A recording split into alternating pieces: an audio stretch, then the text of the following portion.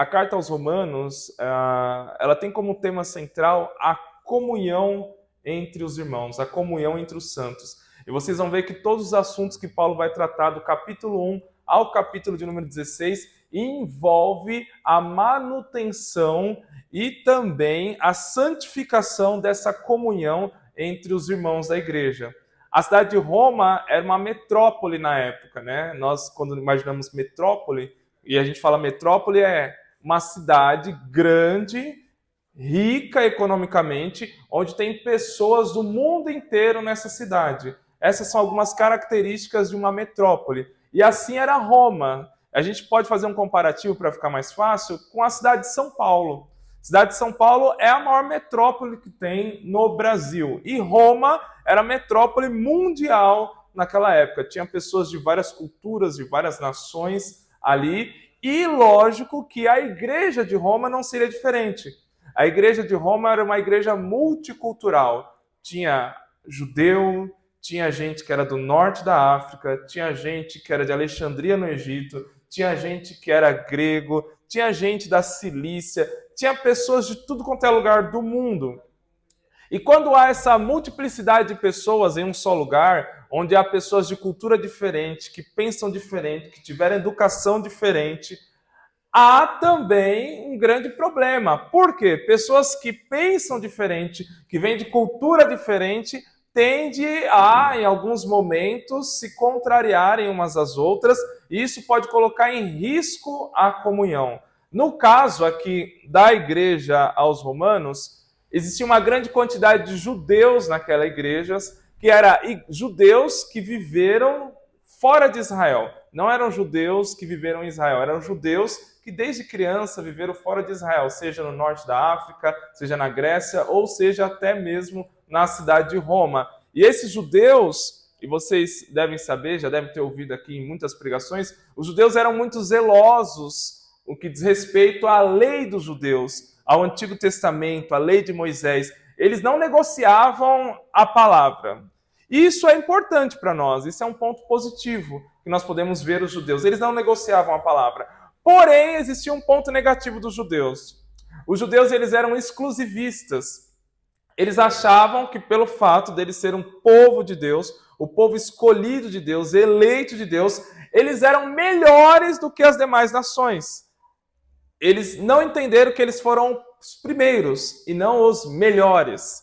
Porém, essa ideia de que eles são os melhores, porque eles foram o primeiro povo que Deus se revelou, eles queriam que todos os demais povos cumprissem também os seus ritos culturais.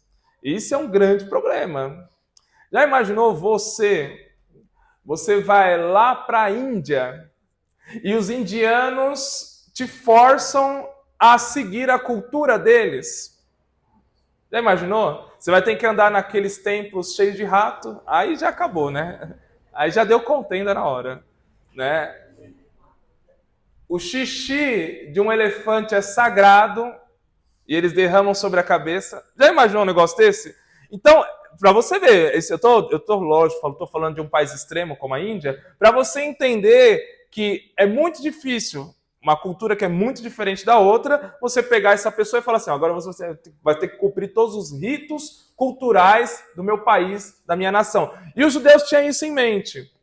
Os judeus que se converteram, eles chegavam nos gentios, que eram os não-judeus, grego, romano, e falavam assim, ó, para vocês realmente fazer parte da fé cristã, vocês têm que cumprir os nossos ritos culturais. E olha, é lógico que isso ia dar contenda na igreja. Então Paulo, ele escreve a carta aos romanos para poder fazer a manutenção do que era a verdadeira fé cristã e assim também acabar com a contenda que estava acontecendo na carta aos romanos, na igreja ali de Roma. Eu vou versículo por versículo, tá? Bem rápido aqui, depois a gente vai se aprofundar, só para vocês entenderem. Então, redobre aqui a tua atenção.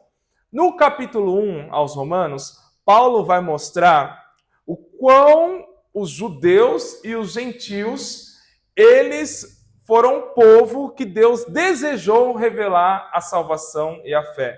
Então a salvação é tanto dos judeus quanto dos gentios. A partir do versículo 18 do capítulo 1, Paulo vai falar como os gentios estão afundados no pecado. Ele vai falar que eles mudaram a glória de Deus e transformaram em uma glória somente para satisfazer a imaginação e os desejos humanos. Então, Paulo, no capítulo 1, ele vai mostrar que os gentios, os não-judeus, todos aqueles que eram não-judeus eram chamados de gentios, eles estavam afundados no pecado. E um judeu que lesse isso ia falar, tá vendo? A gente sabia mesmo, esses não-judeus estão afundados no pecado mesmo. Aí vem Paulo no capítulo 2 e vai falar para os judeus, mas vocês, judeus, também estão totalmente depravados, estão totalmente na lama do pecado. No capítulo 3, ele vai mostrar agora com mais clareza que tanto os judeus como os gentios carecem da salvação. Tanto os judeus como os gentios estão afundados no pecado. Então ele vai mostrar que o pecado é igual, independente de raça, gênero, cor e nação. No capítulo ainda 3, para o 4 e o capítulo 5, Paulo vai mostrar, agora vocês que estão afundados no pecado, só tem uma solução para vocês, a fé em Cristo Jesus. E essa fé vai justificar vocês. Depois eu vou explicar com mais profundidade o que significa justificação pela fé.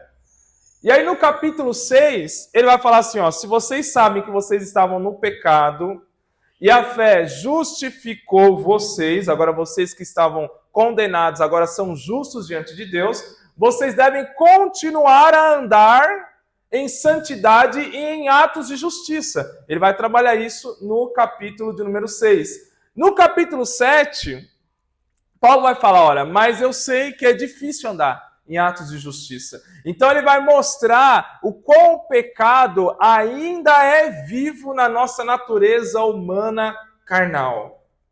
Só que no capítulo de número 8 ele vai mostrar que ainda é possível viver uma vida no Espírito. Então veja bem, ó, ele vai trabalhando esses temas, por quê?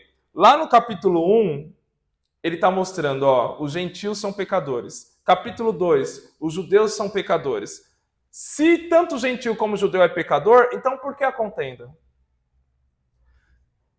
Capítulo 3, todos carecem da graça de Deus.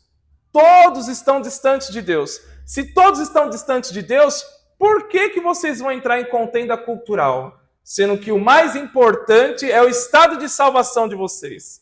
Que tanto vocês eram pecadores e agora em Cristo, tanto vocês são também salvos. Então não tem motivo de contenda. Aí ele pega capítulo 3, 4 e 5, mostrando tanto judeu como gentil foi justificado igualmente perante Deus. Vocês não têm motivos de quebrar a comunhão estabelecida por Cristo. No capítulo 7, ele vai mostrar tanto gentios como judeus, tanto judeus de origem, como pessoas que nasceram na cultura grega, vocês guerreiam contra o pecado. O judeu não é mais blindado contra o pecado do que o gentio. Então, se os dois guerreiam contra o pecado, o porquê que vocês entram ainda em contenda?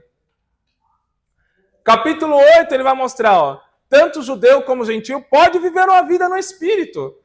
Se a oportunidade para viver uma vida abundante em Cristo, através do Espírito Santo, é igual para os dois, por que vocês ainda estão entrando em contenda? E aí no capítulo 9, 10 e 11, Paulo vai mostrar que apesar da igualdade entre judeu e não judeu, no capítulo 9, 10 e 11, ele vai mostrar que Deus tem promessas específicas para o povo judeu. Só que ele vai mostrar que essas promessas específicas para o povo judeu na verdade, promessas que Deus usou para usar os judeus como uma oliveira brava para poder enxertar os gentios. Então, até o benefício que Deus deu para os judeus foi para usar para a salvação de todas as nações. Então, logo, eles não têm mérito nenhum. Aí vem o capítulo de número 12, onde Paulo vai mostrar que se realmente eles entenderam a mensagem do capítulo 1, 2, 3, 4, 5, 6, 7, 8, 9, 10, 11, no capítulo 12, eles agora têm a mente transformada. Lembra que o apóstolo Paulo fala em Romanos 12? Já deve ter tido tema de congresso aqui com esse versículo. E não vos conformeis com este mundo, mas transformar pela renovação do seu entendimento. Por que que ele fala isso só no capítulo 12? Porque é mais ou menos assim, ó, se vocês entenderem tudo que eu trabalhei nos capítulos anteriores, então agora no 12 vocês têm a mente transformada.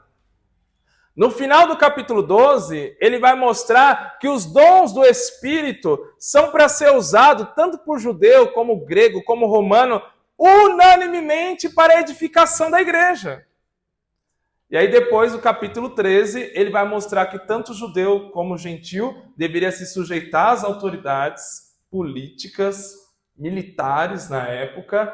No capítulo 14, capítulo 15, ele vai trabalhar que tanto judeus como gentios, eles devem abrir mão de algo que venha escandalizar o seu irmão. Se a tua cultura escandaliza o seu irmão, anule a sua cultura e mantenha a fé do seu irmão. Essa é a teologia de Paulo. E depois, no capítulo 16, ele vai pedir ajuda financeira para que ele possa levar o evangelho até Roma. Olha, veja bem, geralmente a gente é um pouco precipitado para falar de dinheiro, né? Só que Paulo primeiro ele resolve todos os problemas de comunhão da igreja, todos os problemas doutrinários da igreja. Aí no capítulo 12, depois que a igreja está com a mente renovada, aí no capítulo 16 ele fala, agora vocês estão prontos para ofertar. Por quê? Se ele falasse de oferta no capítulo 1 sem resolver o problema de comunhão, é muito fácil você pegar o seu dinheiro no bolso e dar com seu coração totalmente em contenda com o seu irmão. Então Paulo trabalha toda a contenda que estava havendo, o racha na comunhão que estava havendo na igreja de Roma, para só no capítulo 16 ele vir falar de oferta. E no capítulo 16 ele vai dar uma lista de cooperadores. Quando ele dá essa lista de cooperadores, é como se ele dissesse assim, olha, tá vendo todas essas pessoas aqui? Eu só preguei o evangelho em 2 continentes, que Paulo é um pouco além, né? A gente fala de missionário, o missionário fez missão na onde? Lá num país na África. E o outro? Na Europa. Não, Paulo ele andou por alguns continentes. Ele não é um homem de países, ele é um homem de continentes. É outro nível. Só que ele vai mostrar que ele só pregou o evangelho em 2 continentes, ou seja, vários países diferentes, porque ele tinha vários irmãos que ajudaram ele na cooperação. Era Paulo dizendo assim, tá vendo? Se vocês entrarem em comunhão, esse é o resultado. Tá vendo essa lista de pessoas aqui? Eu não trabalhei sozinho. Então, judeus, vocês não devem achar a última bolacha do pacote. Gentios, vocês também não devem entrar em contenda com os judeus. Se vocês entrarem em união, vocês vão chegar a um nível espiritual que eu cheguei. Como? Em cooperação, em comunhão. Então, eu sempre defendo essa tese que o tema central da carta aos Romanos é a comunhão. E comunhão é algo que é tão importante, o pastor leu aqui o texto da oração de Jesus em João capítulo 17, e Jesus também coloca como espinha dorsal ali a comunhão da igreja. A igreja pode ser rica, a igreja pode ter vários teólogos, se essa igreja não tem a comunhão verdadeira do Espírito entre os crentes, meu irmão, essa igreja tem prazo de validade. Tem prazo de validade. Então, entendendo isso, que a espinha dorsal da carta aos Romanos é a comunhão, e Paulo ele trabalha todas essas doutrinas complexas da fé para resolver um problema de falta de comunhão, porque a falta de comunhão, a raiz às vezes de amargura é tão profunda que precisa de uma teologia profunda igualmente para tirar essa raiz de amargura, de tão destruidora que é a falta de comunhão e a contenda entre os irmãos. E agora ele vai trabalhar, desde o capítulo 1, tudo isso que eu falei, mas agora eu vou especificar um pouco. Então, pode colocar aí no primeiro slide. Isso, olha, até arrumaram o meu slide, que maravilha, tá vendo? Mídia boa é assim. Pode passar o primeiro slide, Pode passar, volta ele, coloca lá do primeiro. Tá dando delay? Então não tem problema não, tá? O primeiro aqui eu vou falar sobre isso, a universalidade da salvação e a depravação total. Abra comigo aí agora em Romanos, capítulo de número 1.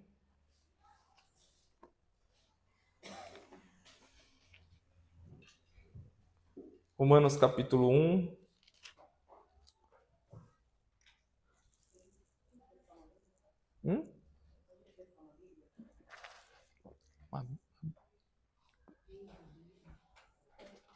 Peça uma Bíblia para ela. Tem aqui? Essa daí tem que se enxerga bem? Porque essa daqui é pequenininha, ó. Nada. Então vamos lá, ó.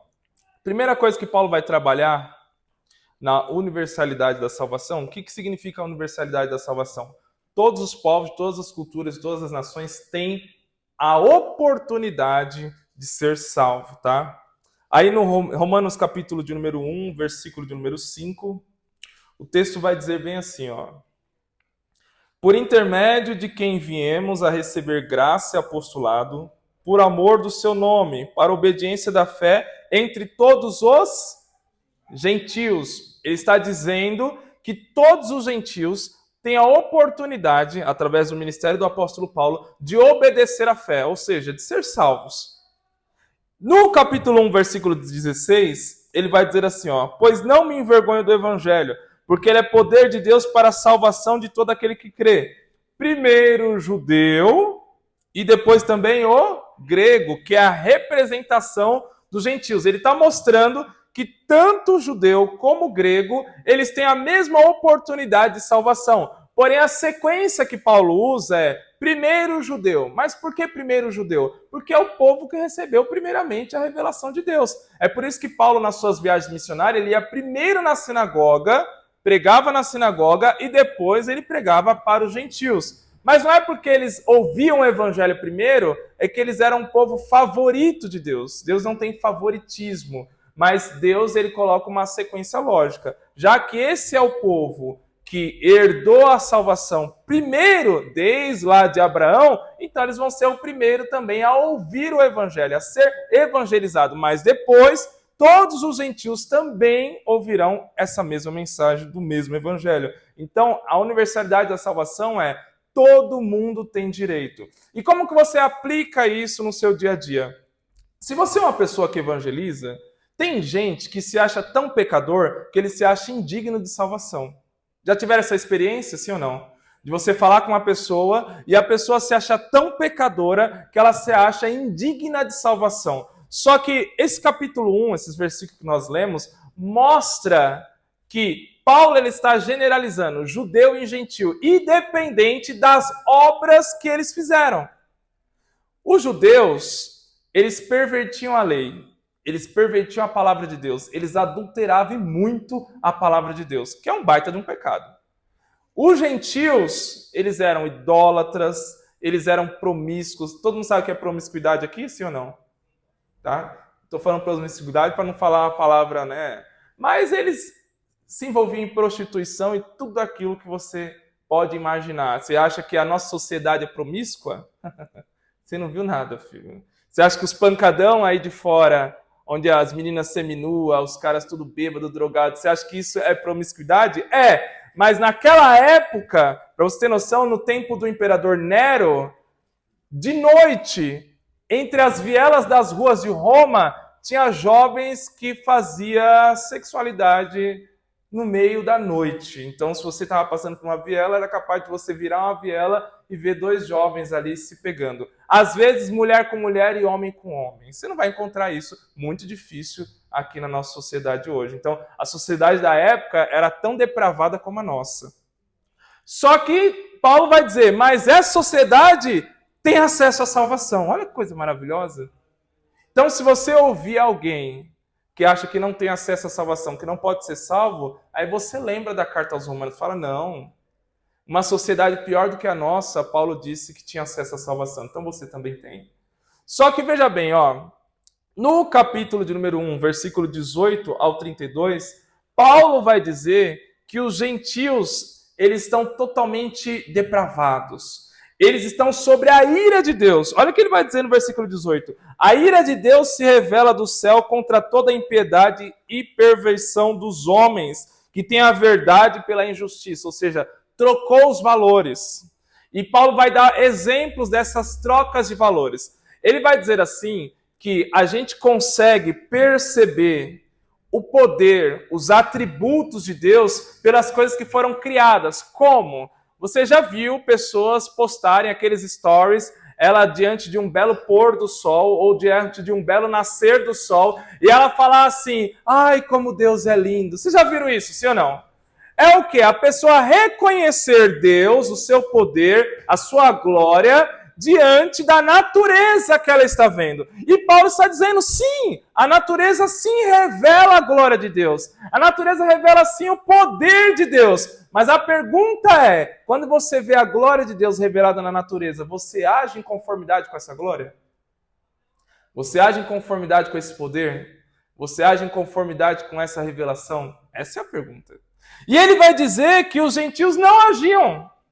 Eles viam Deus na natureza, eles viam a glória de Deus, o conhecimento de Deus revelado na natureza, mas eles agiam totalmente contrário. Ao invés deles olharem a natureza e glorificarem o Deus que criou a natureza, eles acabavam cultuando a natureza. Que coisa de doido, né? Você vê a natureza que revela Deus, ao invés de você glorificar Deus, você glorifica a natureza. E ele vai dizer assim, ó, que eles achavam sábios. Eles achavam que isso era intelectual. E a gente vê hoje, né, existe uma onda muito grande de pessoas que, principalmente pessoas que gostam de fazer trilha, pessoas que gostam de esporte, que têm contato com a natureza, e eles falam assim, a natureza é linda, a natureza é bela, a natureza é gloriosa. Ele estava falando, tá bom, você acha que a natureza é tudo isso, mas e o Deus que criou a natureza é o quê? Essa é a pergunta. E aí eles falam, não, mas daí é meio que religião. Eu falei, filho, mas se você gosta da natureza, a natureza foi criada por alguém. Não tem como você admirar a natureza e não admirar o Criador da natureza. Você entende? Mudança de valores. E era isso que os gentios faziam. Paulo vai dizer que ao invés deles cultuarem a Deus, eles achavam sabedoria cultuar os animais que Deus criou. Ele vai dar uma lista aqui, olha, versículo 23. Ele vai dizer assim, ó, que eles cultuavam e glorificavam as aves. Para você ter noção, o escudo da legião do exército romano tinha uma águia. Eles achavam que aquela águia protegia todo o exército. Então é por isso que ele vai falar de aves. Ele vai falar que eles também cultuavam quadrúpedes. O que era quadrúpedes? Eram animais de 4 patas. Na época do apóstolo Paulo tinha um culto chamado Taurobolium, que era um culto ao deus touro. Então eles adoravam o touro e não adoravam o Deus que criou o touro. Ele vai falar também que eles cultuavam répteis. Na época, esses répteis aqui eram literalmente serpentes. A serpente, na época do apóstolo Paulo, ela era como se fosse uma divindade ligada com fins medicinais. Se você é da área da medicina, você sabe que a maioria dos símbolos da medicina é e tem o quê? Serpente. Isso é desde o apóstolo Paulo, filho. Isso aí é muito antigo, não é novo, não. É muito antigo. Então ele vai dizer assim, ó, olha, vocês acham que as aves, a águia, protege o exército romano, mas vocês não acreditam no Deus que criou as aves. Vocês acham que o touro, por ser forte, deve ser cultuado no culto ao Taurobolium, mas vocês não crêem e nem cultuam o Deus que criou o touro.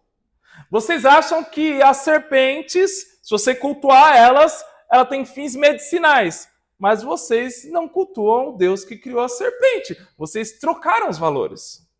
Entende? Só que quando os judeus olhavam isso daqui, falavam, é isso mesmo, os gentios são idólatras. Pega eles, Paulo. Queima eles, Paulo. Que é assim, né? Quando está a denúncia do pecado é contra alguém que a gente tem alguma desavença, a gente é isso mesmo. Fala a Deus. É isso aí, Jesus, né? É o nosso espírito, esse espírito estranho que tem em nós, né? Que acha bom quando o outro está sendo ali, ó, massacrado, corrigido. Só que daí Paulo, agora no capítulo 2, ele inverte. Ele estava voltado para os gentios. No capítulo 2, agora ele volta para os judeus. Ele vai dizer assim, ó, e vocês, judeus? A partir do versículo 17. Vocês têm sobrenome judeu, vocês se acham condutores da lei, vocês se acham guia dos cegos, mas vocês que dizem que a lei não é para roubar, vocês roubam. Vocês que dizem que a lei não é para adulterar, mas vocês adulteram. E tem mais, o nome de Deus é blasfemado entre os gentios por culpa de vocês. Repare que agora ele vai falar, ó, vocês olharam os gentios e os pecados deles, mas agora vocês, judeus, vocês também têm pecado tanto quanto. São pecados diferentes, mas são pecados da mesma forma. No capítulo agora de número 3, ele vai mostrar que todos são pecadores. Olha o que ele vai dizer a partir do versículo de número 10. Como está escrito, capítulo 3, versículo 10. Como está escrito, não há nenhum justo, nenhum sequer. Não há quem entenda, não há quem busque a Deus. Aqui ele está generalizando entre gentios e judeus. O homem, ele não nasce com nenhuma perspectiva de buscar a Deus, a não ser se Deus, pelo Espírito Santo, assim o conduz. Caso contrário, se cumpre o que Paulo está citando aqui do salmista. Não há nenhum justo, nenhum sequer. Não há quem entenda e não há quem busque a Deus. E preste bem atenção nisso daqui, ó. Primeiro ele vai falar, não há nenhum justo. O que nós mais vemos hoje na nossa sociedade são pessoas que se acham boas, se acham justas. Você vai conversar com alguém, falar do evangelho, essa pessoa vai contra-argumentar com você dizendo assim, mas eu cuido dos meus pais, eu dou comida para o meu filho, trato bem minha esposa, por que eu preciso ir para a igreja? Já ouviram isso? Por quê? Porque eles se acham justos. Mas vem o apóstolo Paulo dizendo, não há nenhum justo. Nenhum sequer. Aí, veja bem, depois ele vai dizer assim, ó, não há quem entenda. E hoje, as pessoas parecem que todo mundo é PhD em Deus, não é assim? A pessoa, eu vejo, eu converso com as pessoas, e as pessoas falam assim, mas Jesus é amor. Daí você fala, qual dos evangelhos de Jesus você leu por completo? Nenhum. E como que você tem argumento para falar de Jesus, sendo que você não conhece Jesus? Mas Paulo vai dizer aqui, ó, não há quem entenda, mas eles acham que entendem, mas eles não entendem, porque eles estão num estado de depravação, pecado. E quanto mais afundado no pecado, mais eles acham que conhecem a Deus. Isso é estratégia de Satanás, tá? Pegar a ignorância e mostrar a ignorância como se fosse uma intelectualidade. É por isso que tem um monte de gente falando um monte de asneira aí, se achando o rei da cocada preta e a rainha da cocada. Só que veja bem, ó, ele vai dizer assim, ó, não há quem busque. E é nesse ponto que você pega numa evangelização, para mostrar o quão pecadora a pessoa é.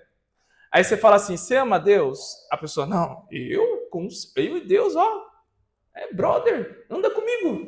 Que isso? Eu e Deus, a gente tá ali juntinho. É sério, que legal. Mas deixa eu te falar uma coisa. Você acha que Deus te ama? Não, Deus me ama. Mas você acha que Deus é com você? Não, Deus é comigo. Daí você fala assim, qual foi o momento da sua vida onde você consagrou a sua vida total para buscar Deus? Aí ela fala, fui na Aparecida? Não, você foi para buscar a Aparecida. Estou falando Deus. Ela não vai ter argumento, filho. Por quê? Porque Paulo mesmo vai falar, essas pessoas que estão em situação de pecado, elas não buscam Deus. Porque elas só podem buscar a Deus se o Espírito Santo assim o impelir. E aí no versículo 23, é o texto mais famoso, ele vai literalmente fechar o caixão, né? Ele vai dizer assim, ó, porque todos pecaram e todos estão longe, destituídos e carecem da glória de Deus, tá? Então Paulo vai mostrar que a salvação está disponível, mas o pecado abrangeu tanto judeus como gentios. Ou seja, os judeus não tinham motivo nenhum para se gloriar diante dos gentios. Deu para entender isso? Todo mundo debaixo do pecado. Só que agora, ainda no capítulo de número 3, Paulo vai mostrar a solução, né? Primeiro ele mostra a condenação para depois mostrar a solução. Percebe isso? Primeiro ele mostra quão pecador eles são, para depois mostrar a solução para o pecado. E entenda isso, entenda isso. Se você quer ser uma pessoa eficaz no reino de Deus, e entenda por eficaz no reino de Deus, não somente uma pessoa que exerce funções na igreja. Eficaz no reino de Deus é alguém que é sal da terra, não é sal da igreja. É luz do mundo, não é luz da igreja. Aqui na igreja já está iluminado. Você precisa iluminar aonde você anda, aonde você está, nos lugares onde Deus te proporcionou estar e conversar com pessoas. E para você ter êxito nisso, além de ser cheio do Espírito Santo, você tem que saber manusear as Escrituras e conversar com essas pessoas.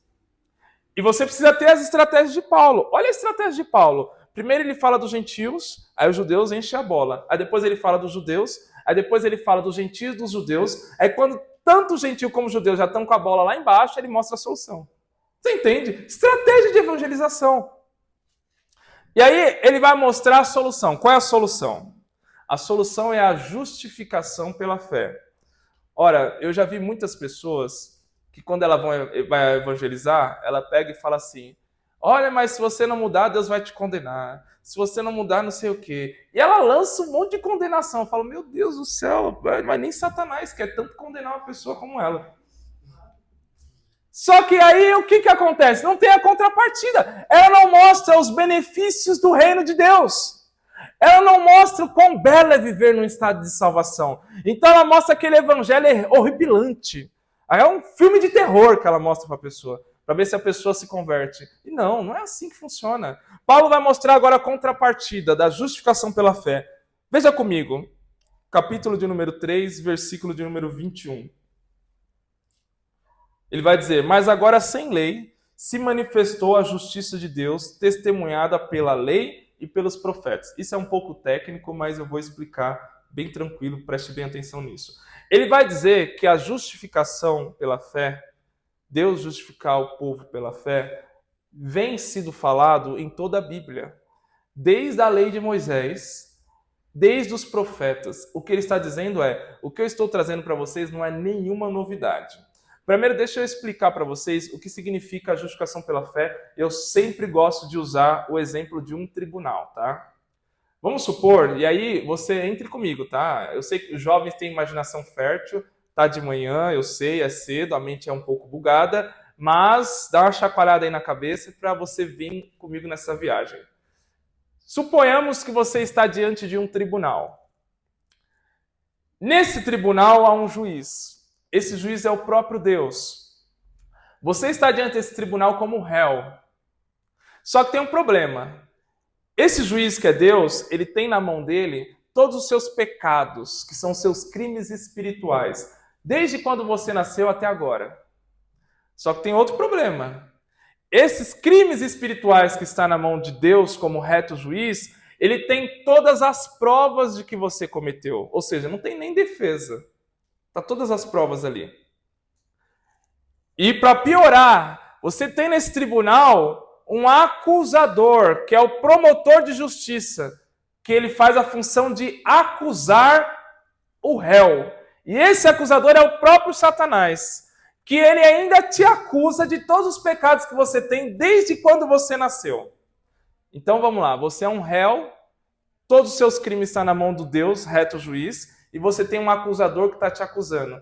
Quais são as chances de você ser absolvido e sair de lá sem condenação? Quais são as chances? 0.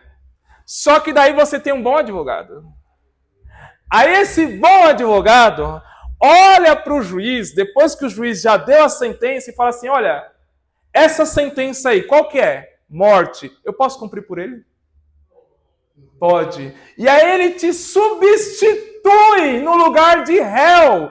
E ele sofre a sua condenação. Só que depois que ele sofre a sua condenação, ele olha para o promotor de justiça e diz assim, vai acusar do que agora? Ele agora não é mais réu. Ele agora é justo diante desse tribunal. E assim nós somos justificados. Pode dar um glória a Deus por isso?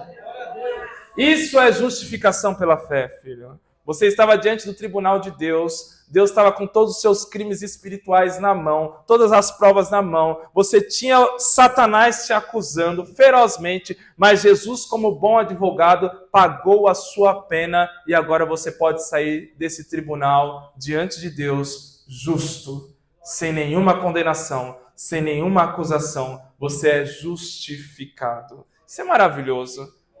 Aí a pergunta que eu faço é, e aqui é uma pergunta pessoal, por que na evangelização a gente não fala sobre isso? Fala pra mim. Por quê?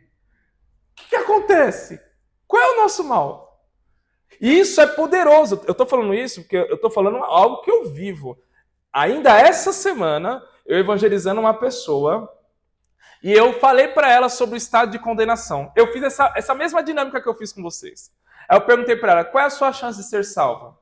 Daí ela falou 0. Daí eu falei sobre a justificação de Jesus. Aí ela ficou impactada. Só que eu falei para ela assim, olha, sabe por que quando Jesus for vir, ele vai vir em ira? Daí ela falou, por quê? Porque imagina se você é um réu diante do juiz, prestes a ser condenado, aí vem um advogado dizendo assim, ó, vou sofrer a pena dela.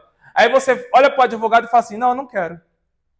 Se você não quer, então você ainda é réu. Sim ou não? Pronto, eu mostrei para ela que se ela não aceitar Jesus, ela continua em estado de condenação. Acabou aí, filho. Você entende? Simples, usando Bíblia, conceitos bíblicos. Aprenda a fazer isso.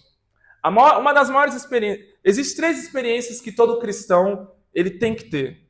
Primeira experiência, ser batizado no Espírito Santo. Todo cristão tem que ter.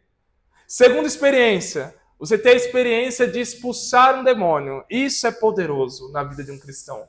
Porque você entende, na prática, o que é a nossa autoridade espiritual. Quando você expulsa um demônio, você entende a autoridade de Cristo que está sobre você. Mas a terceira experiência, e não menos importante, é você pregar o evangelho e uma pessoa confessar Jesus na sua frente. Isso é uma experiência que você fala assim, ah, Deus é na minha vida mesmo. Esse negócio é real. Não é teoria não, é real, é real. Só que veja bem, ó, Paulo vai dizer, essa justificação já está sendo anunciada desde a lei de Moisés e dos profetas. Por quê? Quando Moisés recebe a lei de Deus no Monte Sinai, é claro que quando o povo, eles leem aquela lei, ou eles ouvem Moisés lendo aquela lei, você vai ver que o povo é meio cara de pau, né? Eles vão dizer assim, ah, Moisés, tudo aquilo que o Senhor falou, isso cumpriremos. Mentira! É claro que eles não iam conseguir cumprir a lei de Deus. A lei é santa. O próprio apóstolo Paulo vai dizer que o mandamento é santo, justo e bom. E a gente, pecador. Então, quando eles recebem a lei, era natural que eles olhassem e falassem, meu, isso daqui eu não vou conseguir cumprir. Não tem como. Aqui não dá. Mas eles que eram carudo, né, pegam e falam, sim, Moisés, tudo isso nós cumpriremos. Mas quando a gente olha, ainda quando eles estão no deserto, não conseguiram cumprir a lei e morreram no deserto.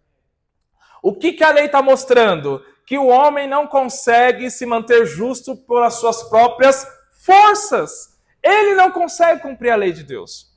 Aí vem os profetas. Sabe quando que surgiam os profetas? Quando o sacerdócio estava corrompido, quando o rei estava corrompido, Deus levantava um profeta. E o que o profeta tentava fazer? Tentava levar o povo de volta para a lei de Moisés. Só que ele conseguia? Claro que não. Então, tanto a lei de Moisés como os profetas mostrava que o homem não conseguia se manter justo e justificado diante de Deus. Deu para entender? Por que Paulo fala que a lei e os profetas já anunciavam a justificação? E se o homem não conseguia se manter justo diante de Deus, deveria vir alguém que justificava esse homem. Só que agora em Romanos, no capítulo 3, ainda versículo 24 e 25, Paulo vai dizer que essa justificação, ela veio gratuitamente, ela veio pela graça, ou seja, não tem nenhum mérito humano. Ninguém pode bater no peito e dizer assim, eu fui salvo porque eu sou bom. Só que daí, isso daqui todo mundo sabe, né? Isso é prático, que não existe mérito na nossa salvação. Só que tem um erro que a gente comete que é muito grotesco. Tão grotesco como uma pessoa bater no peito e falar assim, ó, eu adquiri minha própria salvação. É você bater no peito e dizer assim, eu ganhei tal pessoa para Jesus. Ganhou o quê, filho? Como é que é? Ganhou quem? Para com isso. O povo não tem noção. É a mesma coisa de você bater no peito e falar assim, eu me salvei. É a mesma loucura você dizer que ganhou alguém para Jesus. Foi você que morreu na cruz? Foi você que justificou aquela pessoa? Foi você que testificou o pecado, a justiça e o juízo dentro daquela pessoa? Então você não ganhou ninguém para Jesus. Você fez a sua função de anunciar. Quem ganhou ela foi aquele que comprou eu, você e todas as pessoas na cruz. Ele é o único que pode dizer assim, eu ganhei tal pessoa. É o único. Nem eu e nem você pode falar isso. Então a graça abrange isso também. Quando você evangelizar alguém, essa pessoa crê em Jesus, não bata no peito, dizendo eu ganhei. Não, a graça, filho. Foi isso também abrange a graça. Só que veja bem, olha, ele vai dizer que foi através da redenção de Cristo. Por que através da redenção? Porque, veja bem, a redenção é alguém que paga o preço por alguém que está escravizado, certo? Alguém que tem uma grande dívida, por causa dessa dívida ela vai ser escravizada e alguém chega sem cobrar nada, paga a dívida dela e libera ela daquele estado de escravidão. Isso é chamado de redenção. Então, ele vai dizer assim que a dívida que foi paga por Jesus foi paga através de preço de redenção. Então, Jesus pegou a nossa dívida espiritual e ele quitou essa dívida nossa espiritual. Ele chega a falar em Colossenses 3,14 que ele pegou a cédula. O que é a cédula? Quando a gente fala de cédula, a gente já lembra já de dinheiro. Ele pegou a cédula nossa que nos acusava. O que é isso? Era a nossa dívida, que era gigante. E ele pagou. Qual foi o preço? Sangue. É por isso que não dá para comprar a salvação. E nem comprar a Deus. Porque Deus não comprou a nossa salvação com dinheiro. Ele comprou com sangue. E sangue puro. E somente um sangue puro pode comprar. E como não existe sangue puro, é só o de Jesus, então não dá para comprar a salvação. Deu para entender? Tá complexo, não? Ou tá tranquilo? Tranquilo? Vou acreditar em vocês. E aí ele vai dizer, ó, que se você agora é justo diante de Deus, se isso foi feito de forma gratuita, sem Deus exigir de você nada, se Deus pagou através de Cristo a sua dívida espiritual através do sangue, a redenção do sangue, agora ele te chama também para propiciação. Meu Deus, é quase um trava-línguas. Que negócio é esse que é propiciação? Propiciação significa ser aceito por alguém. Ou aquela pessoa deixar você se aproximar dela. Você se tornou propício. O que é se tornar propício? É você que antes vivia em inimizade com essa pessoa, agora vocês entram em reconciliação de paz e você agora é bem visto aos olhos dessa pessoa. Isso é propiciação. Então o que Paulo está dizendo é: vocês são justificados, isso foi feito de forma gratuita, vocês foram comprados pelo preço de redenção do sangue, só que não para por aí. Agora vocês podem se aproximar de Deus, porque agora vocês são propícios a Deus. Agora Deus quer vocês perto e não mais longe. É por isso que ele vai falar em Romanos 5,1, sendo, pois, justificados pela fé, nós temos paz. Essa paz não é paz de espírito, como o povo fala aí. Não, isso não é paz de espírito. É uma paz que é a ausência de contenda, portanto eu posso me aproximar, que eu sei que eu vou ser aceito. Isso é a paz. É você ter a convicção de que eu vou ser aceito diante de Deus. E deixa eu te dar uma dica aqui espiritual, tá? Na sua oração, se você está sentindo que Deus está longe, usa argumento bíblico, filho. Se tem uma coisa que Deus não faz é contrariar a sua palavra. Se você está sentindo que Deus está longe, fala: Deus, eu estou sentindo o Senhor longe. Seja sincero na oração. Estou sentindo o Senhor longe. Mas a tua palavra diz que eu fui justificado, que a minha dívida foi paga por preço de redenção e agora o Senhor me aceita. Então eu não ouso ficar um minuto sem sentir a tua presença em meio à minha oração. Me aceite. Eu quero estar perto. Eu quero estar perto, porque Jesus já pagou o sangue para isso. Isso é argumento de oração. Eu duvido, se você fizer isso de coração sincero, se Deus não desce na hora na tua vida. Eu duvido. Só que veja bem, ó, em Romanos, no capítulo 3, no versículo 29 e o versículo 30, Paulo vai mostrar que esse acesso está aberto para todos. Tá? Ele vai dizer assim, ó, versículo 29. É porventura Deus somente dos judeus? Ele vai dizer, não. É também dos gentios? Sim, todos os gentios. Então ele vai mostrar que essa justificação gloriosa que a gente acabou de falar, esse acesso a Deus, é um acesso universal que todos têm, tanto judeu como gentil. Tá? E deixa eu te falar uma coisa. Isso, na nossa cultura, que vem falando bastante sobre o papel da mulher, que é tão importante como o papel do homem, na nossa cultura que vem falando sobre o papel da pessoa negra, é tão importante como o papel da pessoa branca, trazendo igualdade. Na nossa cultura fica muito fácil a gente entender isso. Só que se a gente pegar há 20 anos atrás, onde mulher não podia estar no púlpito. Estou mentindo, sim ou não? Nas Assembleias de Deus, eu não via mulher no púlpito, filho. Mulher só era dirigente de trabalho de oração e acabou. Mais nada, não pregava, não fazia mais nada. Na nossa cultura de tempos atrás, mulher era tratada de um jeito e homem era de outro jeito. Só que Paulo vai dizer, ora, se todos têm acesso, se todos eram pecadores, se todos foram justificados, por que a acepção de pessoas? Por que a acepção de raça? Por que a acepção de gênero? Por que essa acepção? Então aqui ele lança por terra todas as indiferenças que tinham na sua época. Na época de Paulo, era entre judeu e gentil, mas na nossa época, anos atrás, era entre homem e mulher. Muito forte era isso na igreja. Graças a Deus que caiu esse tabu. Louvado seja Deus por isso. E que continue caindo outros, porque tem outros aí para derrubar, tá? Só que veja bem, ó, em Romanos, no capítulo 4, versículo 8 e 9, ele vai novamente ratificar que essa justificação não vem por obras humanas. Ele vai usar a figura de Abraão. Ele vai perguntar, olha, Abraão foi justificado quando? Depois da circuncisão, que seria a obra humana. Quem é que fazia a circuncisão no homem? Era Deus? Não, era o próprio homem. Então ele vai dizer, Abraão foi justificado quando? Antes da circuncisão ou depois? Ele vai dizer assim, ele foi justificado antes da circuncisão. Então não foi por causa da obra dele, de circuncisão, que ele foi justificado. Logo, não existe nenhuma obra humana no trabalho de Deus na justificação pela fé.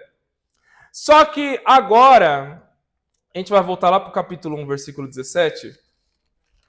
Por quê? Vocês ouviram tudo isso sobre justificação pela fé. Isso é maravilhoso, é bonito, é belo, mas existe uma responsabilidade.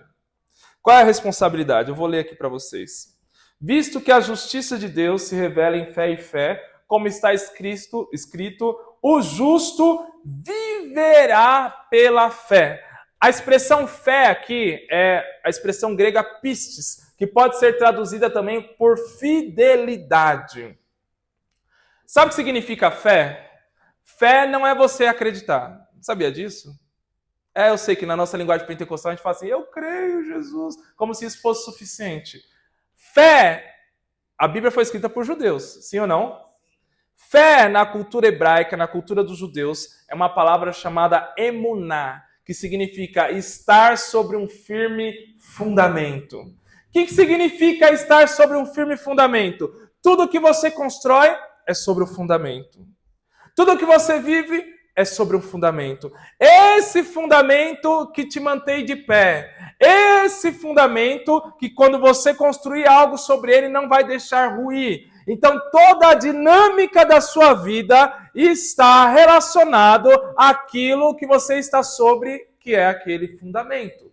Então fé não é crer só em Cristo, é viver com Cristo como fundamento. Fé não é falar que você crê no milagre. Fé é você viver este milagre em toda a sua abrangência de vida. Não é acreditar. Tiago vai dizer assim, você crê? Que legal, os demônios também. E crê mais do que você, se duvidar, porque eles têm acesso ao céu. Você não tem. Então fé não é simplesmente crer. Fé é viver de acordo com aquilo que você crê. É por isso que algumas pessoas falam, nossa, Tarcísio, mas você é muito radical. Não é radical. Porque a pessoa está falando uma coisa, está vivendo outra, então ela não tem fé. E quem é que fala isso? Sou eu? Não, não sou eu, é a Bíblia. É a Bíblia que fala isso. Se você diz que crê em algo e na prática você não vive esse algo, a Bíblia te chama, sabe do quê? Mentiroso. Mentira. E a gente não está aqui para viver uma mentira, sim ou não? Então, veja bem, fé, quando fala de fé, o justo viverá. Não é o justo tem, o justo vive pela fé. Ele vive pela fidelidade. Então, quer mostrar que é justo? Viva pela fé.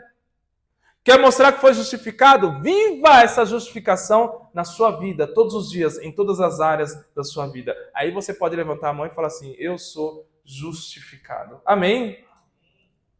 Vamos partir aqui. Próximo tema que nós vamos abranger aqui é santificação como prova do novo nascimento e da vida no Espírito.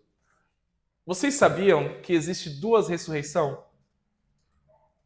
Quem sabia? Levanta a mão aí. Já sabia? Sabia disso? Não é heresia não, tá? Existe duas ressurreições. Na verdade, existe 3 ressurreições na Bíblia. A primeira ressurreição é uma ressurreição espiritual. Quando a gente morre em Cristo e ressuscita em Cristo. É a primeira ressurreição. A segunda ressurreição é a ressurreição física. Se você morrer em Cristo, no dia que Jesus voltar, você vai ressuscitar. Segunda ressurreição. E qual é a terceira? É a dos ímpios. Os ímpios, quando morrer, eles vão ressuscitar para ser lançado no lago de fogo e enxofre. Então, existem 3 tipos de ressurreição na Bíblia. Nós vamos falar da primeira, que é a ressurreição do novo nascimento, tá? E Paulo vai dizer no capítulo 6 da carta aos Romanos, ele vai dizer assim, ó, vocês não sabem que vocês foram batizados na morte de Cristo, através do seu corpo. Por que ele está dizendo isso? Ó, isso é uma incoerência que muitas pessoas têm, tá? Quando Paulo está escrevendo a carta aos Romanos, quando o povo está lá lendo, olha, a gente era pecador, agora a gente foi justificado, olha que coisa linda, através da redenção do sangue, olha que coisa maravilhosa. Qual é a tendência deles? Fala, calma aí. O pecado era grande, mas a graça foi maior ainda, porque é sempre assim. A salvação, ela abrange áreas maiores do que o pecado. A graça é sempre maior do que o pecado, porque senão a gente nunca vai ser salvo. Só que algumas pessoas mal intencionadas, elas pensavam assim, ora, já que a salvação se manifestou sobre o pecado, e quanto maior foi o pecado, mais foi a graça, não é assim que o texto diz? Onde abundou o pecado, superabundou a graça.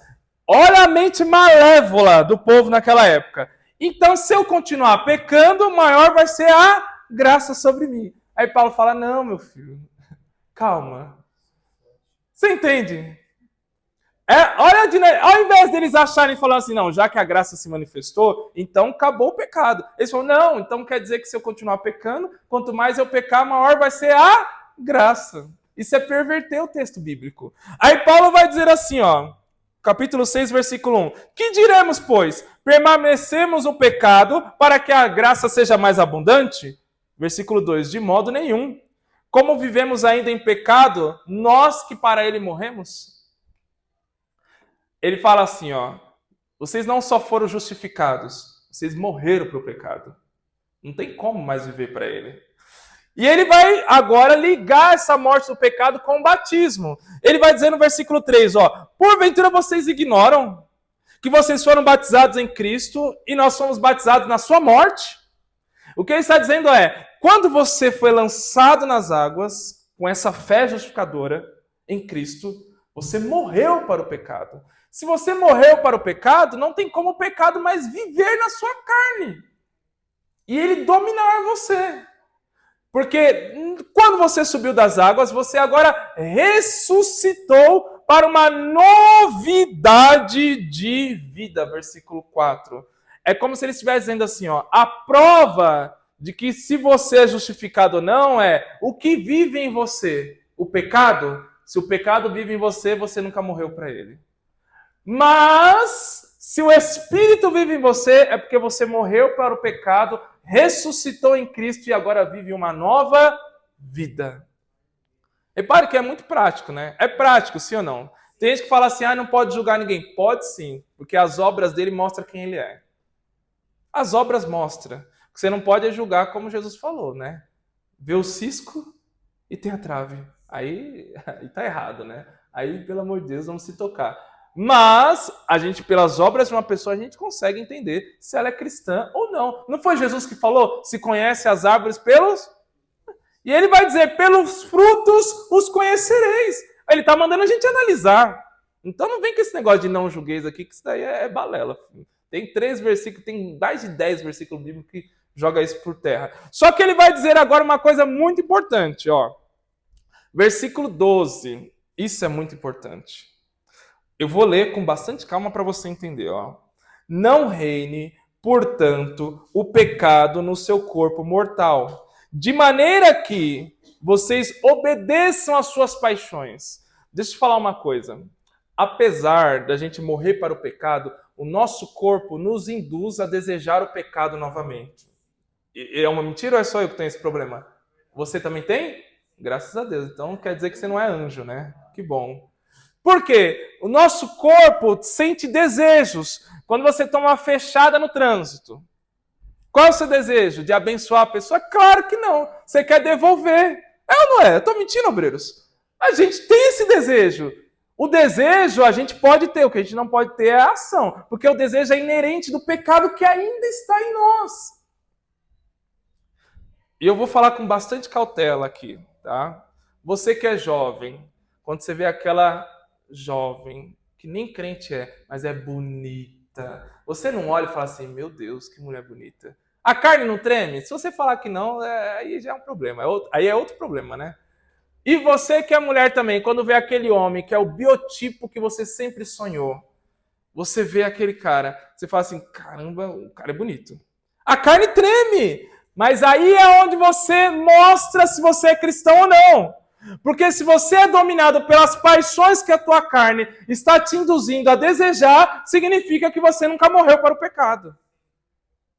E aí Paulo vai dizer assim, ó, não ofereça cada um dos seus membros do seu corpo ao pecado. Ele está falando de corpo mesmo, tá? Está falando todo pecado é praticado com o corpo. Tem pecado que ele nasce na mente, ele maquina-se na mente, só que quando ele desce para o coração, ele é manifesto no corpo. Ele está dizendo assim, não lance os membros do seu corpo para o pecado. Na época de Paulo, era muita prostituição. Na época de Paulo, eles eram muito violentos, tá? E hoje é a mesma coisa. Não muda quase nada. Só que ele vai agora dar uma contrapartida, ó, versículo 13. Porém, ofereça os seus membros, ou seja, o seu corpo, como ressurretos a Deus, como instrumento de justiça. O que Paulo está dizendo é, o seu corpo, o que você faz com ele, importa a Deus. Você usa ele para satisfazer os seus desejos carnais, ou você usa ele como instrumento de justiça, como ressuscitado em Cristo para a obra de salvação. Isso daqui é uma teologia do corpo. Só isso daqui dá uma aula, tá? A teologia do corpo. Como é que você usa o seu corpo? A forma com que você usa o seu corpo vai demonstrar se você foi justificado, regenerado, morto para o pecado e ressurreto em Cristo. Regeneração, apesar da gente usar muito essa expressão, né? Regeneração, mas a regeneração ela tem um resultado. A salvação ela tem um resultado. E o resultado tem que ser demonstrado através das ações do seu corpo. Então Deus quer ver a salvação manifestada no seu corpo. O seu corpo tem importância. Só que veja bem, ó, ele vai dizer agora uma coisa um tanto pesada no versículo 16. Ele vai dizer assim, ó, vocês não sabem que aquele a quem vocês se oferecem para ser servos para a obediência, desse mesmo que vocês obedecem, vocês são servos, seja do pecado para a morte ou da obediência para a justiça. O que Paulo está dizendo é, a expressão aqui servo é escravo, tá? E não tomem isso como uma escravidão, tá? A escravidão étnica que nós temos na história, né? Senão você vai achar que eu estou trazendo coisas raciais aqui. Não tem nada a ver. Quando ele fala escravo, ele está usando o conceito de alguém que é governado por outro e que não tem vontade própria e segue a vontade de outro. O que ele está dizendo é, ou você é dominado por Cristo, ou você é dominado pelo pecado. Das duas, uma. Ou nós obedecemos a Cristo, ou nós automaticamente já estamos obedecendo ao pecado. Não dá para você ficar neutro. Não existe neutralidade na espiritualidade. Não existe neutralidade na fé cristã. Ou obedece a Cristo, ou automaticamente você está obedecendo ao pecado. E Paulo vai lançar essa pergunta: quem é o seu Senhor? E você é servo de quem? Aí você vai falar de Jesus. Aí Paulo vai responder: então demonstra no seu corpo. Cadê as ações? Aonde estão as ações que mostram que ele é seu Senhor? Aí você fala: ih, agora pegou. Uns vão dizer: ainda bem que eu estou aqui na escola dominical, que eu trouxe o meu corpo para cá. Eu matei o meu corpo lá na cama com sono e estou aqui aprendendo a palavra. Mas é isso. Mas isso tem que ser feito todos os dias. Você tem que vencer as paixões do seu corpo todos os dias. É por isso a importância do jejum. O jejum tem várias importâncias, mas uma das mais belas é você estar com desejo de comer, o seu corpo, e essa é uma paixão que não é carnal ou não é pecaminosa, o seu corpo sentir a vontade de se alimentar, de se reabastecer de nutrientes, isso não é pecado. Só que quando você fala para o seu corpo: não, eu vou te dominar, você está me passando um desejo, mas eu vou mostrar que o que tem dentro de mim é maior do que o meu desejo. Por mais que esse desejo não seja pecaminoso, mas eu vou te dominar. Isso é um exercício de aprender a dominar os desejos do corpo. E quando você é bom em jejum, você consegue dominar melhor os desejos do seu corpo, que são pecaminosos contra Cristo. É por isso que se você não jejua, principalmente jovem, filho, você tem que jejuar em dobro, em triplo. Porque o teu corpo vai pedir muitas coisas que você não pode fazer. E vocês sabem do que eu estou falando. Então você tem que jejuar em triplo. Você tem que dominar o seu corpo e aprender a dominar os desejos do seu corpo. E assim você vai ser vitorioso contra o pecado. E Paulo vai falar sobre essa vitória. Versículo 14. Porque o pecado não terá mais domínio sobre vós. Porque vocês não estão debaixo da lei, e sim da graça. Agora eu te pergunto, Paulo mente? A palavra de Deus é mentirosa? E por que tem tanta gente que cai em pecado e fica ainda tentando dar desculpa, como se o pecado fosse dominá-lo, ou como se o pecado fosse algo que fosse indomável? O pecado não é indomável. O problema é que você ainda não entendeu a viver a fé cristã. Mas hoje, graças a Deus, que você está aqui. Que você vai aprender a dominar o seu corpo e o pecado não vai ter mais domínio sobre você. E Paulo vai dizer que essa ideia de dominar as nossas paixões carnais que manifestam no nosso corpo é tão difícil que ele vai expressar no capítulo 7, versículo 24, dizendo assim: miserável homem que sou, quem me livrará do corpo dessa morte? Quando eu falo que Paulo era homem como a gente, é porque era mesmo. Quando Paulo usa essa expressão, miserável homem que sou, quem me livrará do corpo dessa morte? Ele está usando uma expressão cultural da época. Na época, o que acontecia? Quando uma pessoa ela assassinava outro, os romanos pegavam o corpo desse morto, preste atenção aqui, isso aqui é importante. Eles pegavam o corpo desse morto e amarravam o corpo do assassino vivo ainda. E o que ia acontecendo? Conforme o corpo morto ia entrando em decomposição, ele ia contaminando o corpo vivo. A pessoa era condenada a carregar o corpo daquele que ele matou. E aí vinha a decomposição, e o corpo nosso tem muita bactéria, você não tem noção. Se você soubesse, você ia tomar até mais banho, de tanta bactéria que tem no corpo. E conforme vai entrando em decomposição, vai contaminando o corpo do vivo. Até que o corpo do vivo ficava adoentado e ele morria de uma enfermidade que foi trazida através do corpo da pessoa que ele matou. Isso significa corpo desta morte. O que Paulo está dizendo é: eu estou ressuscitado em um novo corpo espiritual em Cristo, mas o meu corpo do velho homem ainda eu carrego. Isso significa que eu posso ser contaminado por esse corpo do velho homem, que ainda contamina o novo corpo espiritual que eu tenho. Ele tinha consciência. Só quem não cai em pecado é quem tem consciência do perigo. Paulo tinha consciência, só que no versículo 25 ele vai dizer assim, ó, mas graças a Deus por Jesus Cristo. Por quê? Porque enquanto o corpo do velho homem está tentando contaminar o novo corpo espiritual do Paulo, o que Jesus faz? Através da palavra, da graça, do poder de Deus, da fé, da justificação. Isso é como se fosse um isolante que não deixa com que o corpo do velho homem que a gente carrega contamine o novo corpo espiritual em Cristo que a gente tem. Você pode dar um glória a Deus por isso? Isso é poderoso.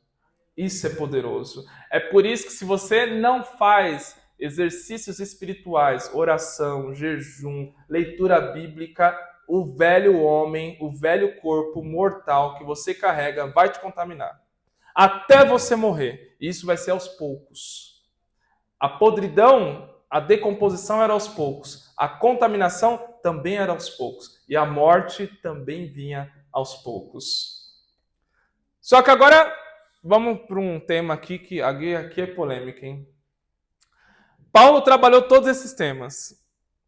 Depravação total, todos têm acesso à salvação, justificação, regeneração, viver como regenerado, viver como alguém que morreu para o pecado e agora está vivo em Cristo, saber da luta espiritual que há ainda com o seu velho corpo. Só que agora Paulo, no capítulo 8 é uma coisa assim que é coisa linda. É o pico do Monte Everest da carta aos Romanos. Porque no capítulo 8, Paulo vai mostrar como que é linda essa vida no Espírito. Mas ele vai mostrar também algumas responsabilidades de viver no Espírito.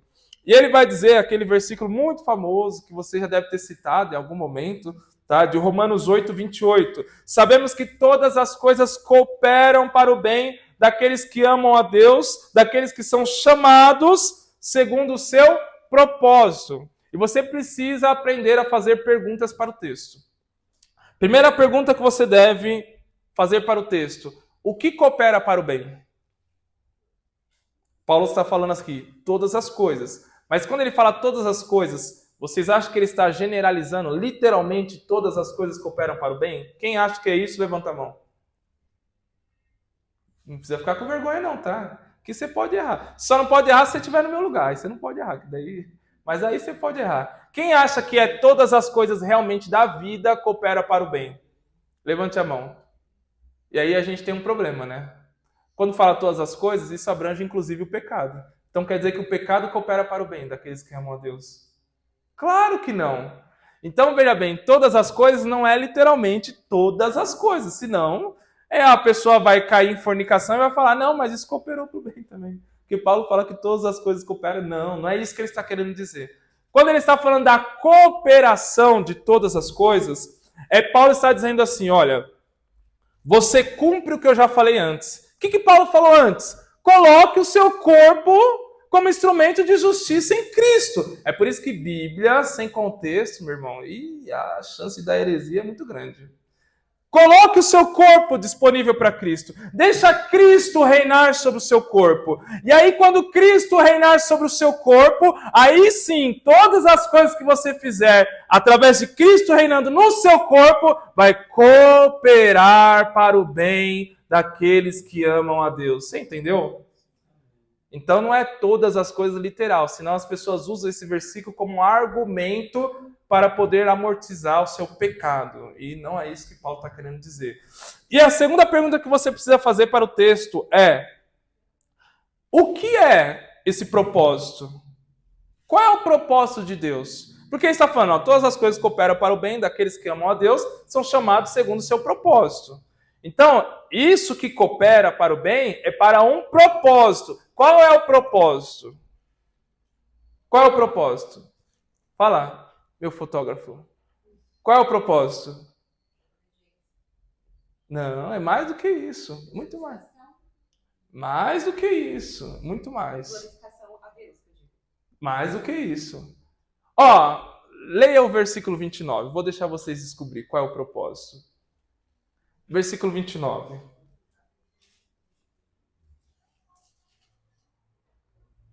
Qual é o propósito aí de ser predestinado? É isso aí, ser semelhante a Cristo. Esse é o propósito. É como se Paulo dissesse assim, ó, se vocês deixar Cristo reinar sobre o seu corpo, todas as ações do seu corpo vai cooperar para o propósito. Qual é o propósito? De você ser igual a Ele. Você está entendendo? E a gente está falando que Jesus nos proporciona ser igual a Ele em meio a uma sociedade onde todo mundo quer ser diferente. Vocês entendem o poder disso daqui? Todo mundo quer ser diferente. Ninguém quer ter o mesmo carro. Ninguém quer ser igual. Se um ganha 10 mil, então preciso ganhar 11. Por quê? Preciso estar num patamar acima. Ninguém quer ser igual a ninguém.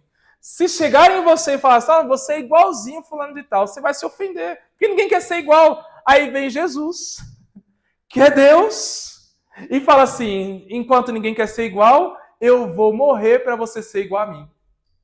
Oh, meu filho, se você não ficar feliz com isso daqui, eu não sei mais o que pode te alegrar. Não sei, de verdade. Ele nos proporciona ser igual a Ele. Isso é um nível de humildade muito grande. Meu Deus do céu, olha, eu já vi pessoas que ensinam a palavra, que chegaram em mim e falaram assim, Tarcísio, você pode estudar, mas para você chegar no meu nível, vai ser difícil, hein, cara? Aí eu falo, é mesmo, é difícil chegar no seu nível? Falei, não tem problema, porque eu não quero chegar no seu nível. Porque Jesus já falou que eu posso chegar no nível dele. Eu vou ser semelhante a ele, não a você. Então eu estou no nível maior. Você entende? O propósito aqui é ser semelhante a Jesus. E para isso... Olha o caminho. Para isso, Jesus, que conheceu de antemão, ele predestinou para ser conforme ele mesmo. O que significa predestinar? Aqui é a polêmica, né? Aí todo mundo fica com o coração assim, meu Deus, o que vai vir agora? Predestinação. Chega, né? Mas isso aqui é muito simples, tá? Não tem nada assim de... É que as pessoas costumam complicar o que não é complicado e não descomplica aquilo que realmente é complicado. Predestinação, aqui, eu sei que existe a doutrina calvinista, tá? Que vai falar que Deus predestinou as pessoas para a salvação segundo a sua soberania. É como se Deus olhasse e falasse assim, olha, eu escolho. Se foi eu que fiz, então esse eu não vou salvar, aquele eu vou salvar. Só que não é isso que Paulo vai dizer. Olha o que Paulo vai dizer. Que ele conheceu de antemão. O que é conhecer de antemão? Ora, eu conheço o que você faz agora e o que você fez no passado, mas eu não conheço o que você vai fazer no futuro. Só que Deus, ele não está limitado ao tempo. Deus conhece quem vai ser você até você morrer. E com base nesse conhecimento prévio, Deus, ele predestina. O que significa literalmente predestinar? É como se Deus, ele colocasse antecipadamente um caminho para você percorrer até você chegar no lugar onde ele já viu você chegar. Ele já conheceu o seu futuro. Eu sei que isso para nós parece um tanto abrangente, porque a gente que não tem conhecimento de futuro, a gente fica assim mesmo, como que é conhecer o futuro? Eu não sei, porque eu também não conheço, é por isso que eu só explico o texto. Mas Deus que conhece o futuro, ele sabe quem vai se manter firme na fé e quem não vai se manter firme na fé. E aqueles que ele viu que vão chegar ao estado de salvação até o fim da vida, ele já deixa esses predestinados, ele já conhece de antemão. Essa predestinação, a princípio, ela é individual. Deus vê cada ser humano de antemão, no futuro, aqueles que vão se manter na salvação ou não, e ele, antes que essa pessoa até mesmo nasça, ele já deixa o caminho preparado para ela. Ele é predestinado, tá? Isso de forma individual. Só que existe também a eleição.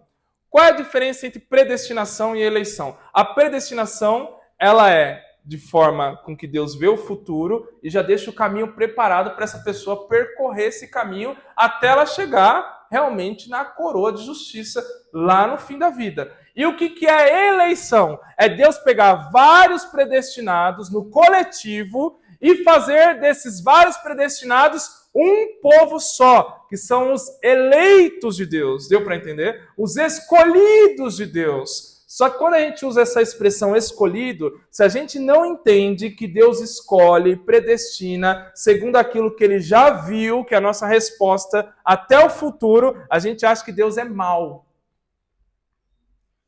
Porque quando fala assim que Deus escolheu, não é que Deus olhou todo mundo igual e falou assim, esse eu quero, esse eu não quero. Não, não é isso. Deus olhou a pessoa e viu que essa pessoa sempre vai rejeitá-lo até o fim da vida. Então, na verdade, não é Deus que rejeita, é o ser humano que rejeita. Então, o ser humano rejeita Deus e Deus consegue ver essa rejeição no futuro. Então, ele já deixa essa pessoa em estado de rejeição. Mas aqueles que ele viu no futuro, que vão realmente reconhecê-lo como Senhor das suas vidas, ele predestina e elege no coletivo. É difícil de entender? Sim ou não? Tá difícil? Eu explico de outra forma, até acabar o meu entendimento. Tá? Abra comigo aí, por favor, 2 Timóteo, capítulo 2, versículo 10.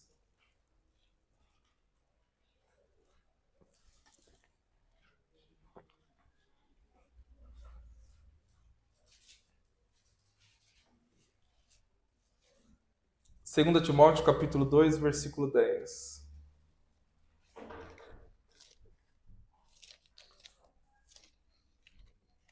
Olha o que vai dizer o texto.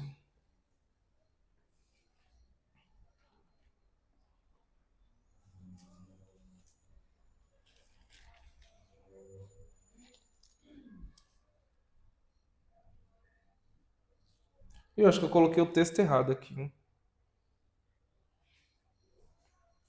Eu coloquei o texto errado. Abra aí em 1 Pedro, capítulo 1, versículo 2.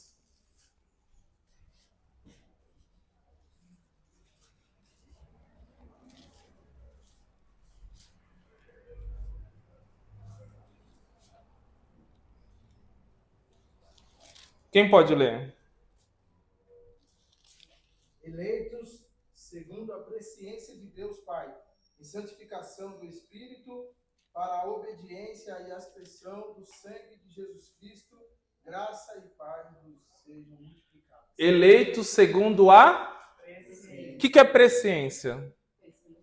Conhecimento prévio. É conhecimento de futuro. Então, veja bem, Deus tanto predestina... Aqui o texto está falando de predestinação, tá? De Romanos 8, 29. Ele predestina com conhecimento prévio, de antemão, e ele elege também com conhecimento prévio. Então, tanto a predestinação como a eleição não é com base, tá, somente na soberania de Deus. Como soberano, é lógico que ele pode falar assim, olha, já que ele me negou, eu vi o futuro, ele me negou, então eu também rejeito ele, e ele é soberano para fazer isso. Mas não é só com base na soberania. É soberania, mas também conhecimento prévio, tá? E entenda isso. Eu estudei em seminário calvinista, tá? E eu tive que resenhar um monte de livro de calvinismo, resenhei Berkhof, que é o livro-chave de teologia sistemática. Então, calvinismo, né, modéstia à parte, eu estudei bastante. E o que acontece? Eles usam bastante o argumento de Romanos 11, que vai falar que Deus amou a Jacó e aborreceu a... Mas é lógico que ele aborreceu Esaú. Olha quem foi Esaú. Esaú, ele viu no futuro que Esaú ia vender a primogenitura. Ele viu Esaú no futuro que Esaú seria o descendente de quem? Dos Edomitas, que iriam lutar contra a nação de Israel. Que quando foi o cativeiro da Babilônia, eles invadiram Jerusalém, mataram os judeus e ainda saquearam Jerusalém. Se você ler o livro do profeta Obadias, Deus fala para os descendentes de Esaú, Edom, vocês saquearam meu povo na sua vulnerabilidade. Por mais que vocês suba como ave, no pico mais alto, está em Obadias, eu com a minha mão vou derrubar vocês. Olha, esses são os descendentes de Esaú. Agora imagina, Esaú e Jacó no ventre da sua mãe.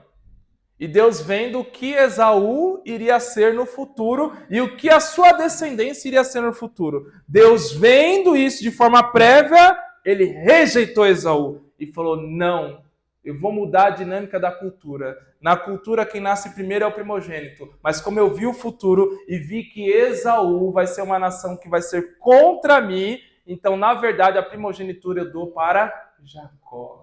Você entende isso? É difícil entender isso? Não é difícil, gente. Mas as pessoas, no afã de defender uma doutrina, é tão grande que eles passam por cima das escrituras. Tá? E deixa eu te falar uma coisa. Você precisa temer a Bíblia e não a doutrinas. Você entende isso? Bíblia. Se a doutrina é coerente com a Bíblia, glória a Deus. Se não for, eu rejeito. Mas todo mundo acredita. O problema é de todo mundo. Eu creio nas escrituras. Independente. Mas Tarcísio, se você crê, é coerente com o arminianismo. Tá, que legal. Você é arminiano? Não. Mas isso daqui que você crê, esse ponto é coerente com o calvinismo. Você é calvinista? Não! Eu sou crente! Eu creio na Bíblia! Eu não tô nem aí. Eu sou chato porque eu sou professor de exegese do Antigo e Novo Testamento. E exegeta é chato. É chato. Porque a gente pega o texto, e é um trabalho, é quase uma arte, exegese. Estou puxando a sardinha pro meu lado, tá? Por quê? A exegese você vai ter que pegar o texto, aí você pega o texto original, aí você pega cada palavra, aí você entende a mente do autor, o contexto do autor, para quem ele escreveu, quando ele escreveu, qual era a cultura da época. Aí você vai encontrar a tradução correta de acordo com o contexto e a cultura da época. Você vai ter que entender qual é o tema central daquele livro, o tema central do capítulo, o tema central da perícope, para você traduzir, entender e chegar numa conclusão.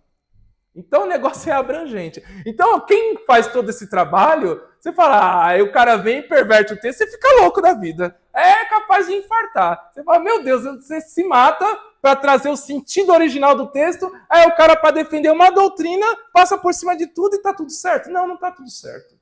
Não tá. Então, fique com a Bíblia, em nome de Jesus. Então, você é predestinado, não é porque você é bom. Não é porque Deus te escolheu independente de tudo aquilo que você fez. Não. É porque Deus já viu que você no futuro iria recebê-lo como Salvador. E com base nisso, Ele prepara o caminho para você. Tá? A palavra predestinação é priorizo. Priorizo. Deu para entender? E essa palavra priorizo no grego deu origem à palavra em português que é prioridade.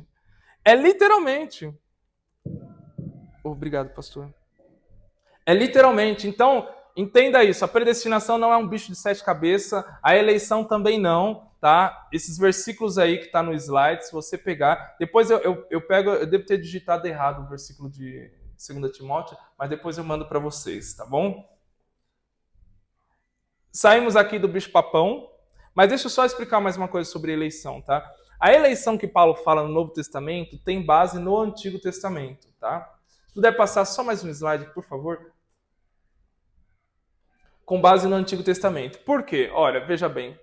No Antigo Testamento, o povo de Israel já era um povo eleito. Só que entenda, ó, todos os israelitas, eles já nasciam eleitos. Como? Quem nascia israelita, ele já nascia dentro da fé judaica. Concorda comigo? Ele não ia crer na fé, não, ele já nascia com aquela fé. Eles aprendiam a ler usando a lei de Moisés, não tem como.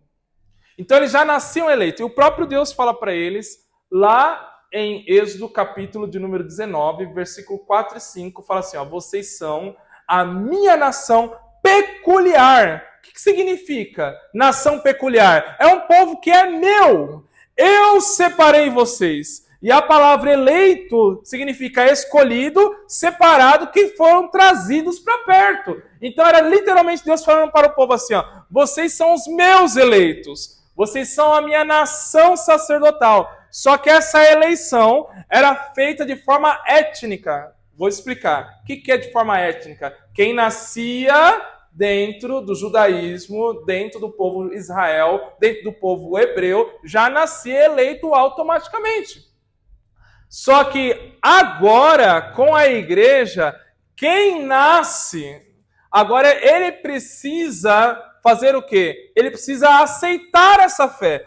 Um judeu, você não vai ver no Antigo Testamento, Abraão, seus filhos nasceram, ele perguntando para Isaac, Isaac, você aceita o Deus que eu sirvo? Não! Era algo que era automático. Você não vai ver no Antigo Testamento ninguém fazer essa pergunta. Você quer? Você aceita? Não, eles já nasciam assim. Agora, a igreja é diferente. A igreja é necessário ter um ato de fé. E esse ato de fé é que vai realmente mostrar depois na prática se a pessoa realmente é eleita ou não. Deu para entender? Tanto é que Pedro, só para ficar de forma didática, abra comigo o Êxodo. Você vai ver que Pedro usa praticamente as mesmas palavras de Êxodo 19. Êxodo 19, versículo 4. Melhor, vamos ler o 5 e o 6, só para não tomar tempo. Êxodo 19, versículos 5 e 6. Olha o que diz o versículo 5. Agora, pois, se diligentemente ouvirdes a minha voz e guardar a minha aliança, então sereis a minha propriedade peculiar dentre todos os povos, porque a terra é minha. Versículo 6. Vocês me serão reinos de sacerdote e nação. Grava isso. Povo peculiar, reino de sacerdote e nação santa. Era Deus falando para quem? Israel. Agora abra aí 1 Pedro, capítulo 2, versículo 9 e 10.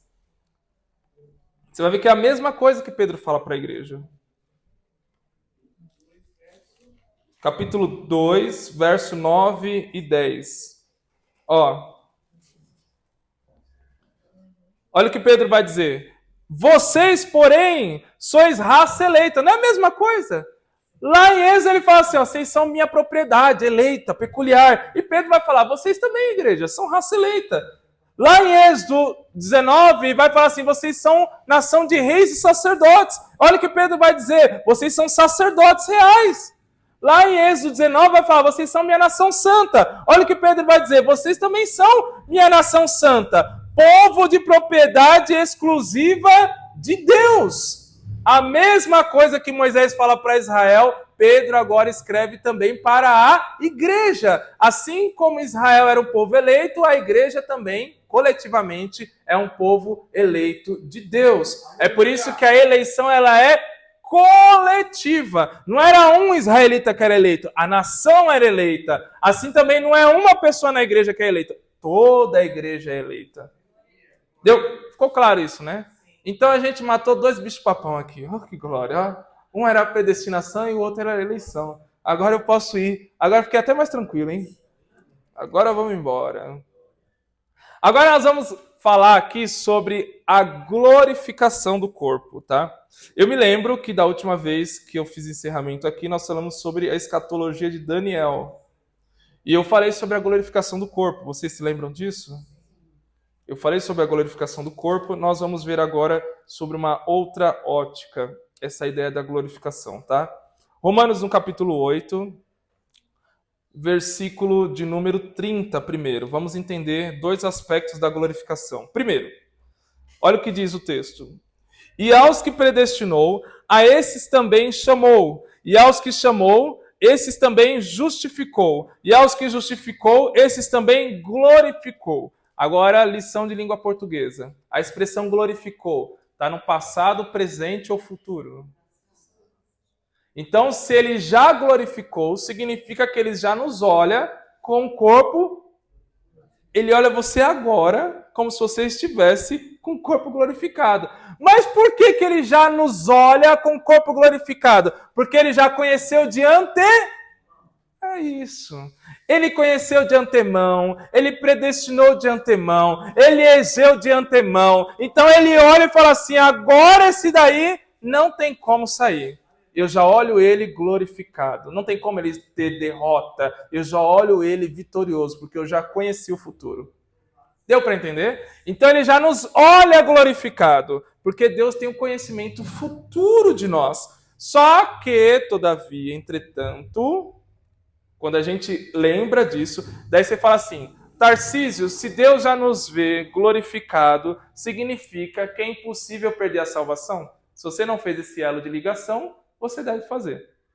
Só que aí é que tá, existe uma coisa. Aqueles que Deus predestinou, aqueles que Deus elegeu e aqueles que Deus já viu glorificado, se Deus já viu glorificado, tem como perder a salvação? Se Deus, não pensa doutrinariamente, pensa biblicamente, tá? Eu sei que você está com um monte de doutrina na cabeça, mas olha a lógica. Se Deus, depois eu vou explicar, tá? Não vou acabar com a doutrina aqui não. Se Deus já predestinou, porque ele viu você vencer no futuro. Se Deus elegeu, porque viu você vencer no futuro. Se Deus já vê você com o corpo glorificado, porque viu você vencer no futuro. Tem como você perder a salvação? Aí a pergunta é, Tarcísio, então não se perde a salvação? Os predestinados, os eleitos e o que Deus já vê glorificado? Não. Mas a pergunta é, você tem certeza que você é? Essa é que é a pergunta. E da onde que vem a convicção nossa de salvação? Quando Cristo reina no seu corpo. É por isso que eu volto lá no capítulo 6. Não tem como fugir, filho. Não tem como fugir. Quer bater no peito? Quer falar que é salvo? Então deixa Deus reinar no seu corpo. Aqueles a quem Cristo reina no corpo, que demonstram obras de salvação, esses realmente, se eles for predestinados, eleitos, e Deus já vê com o corpo glorificado, esses não perdem a salvação. E olha, Paulo trabalha isso de forma tão linda. Olha o que ele vai dizer no capítulo 8, a partir do versículo de número 33.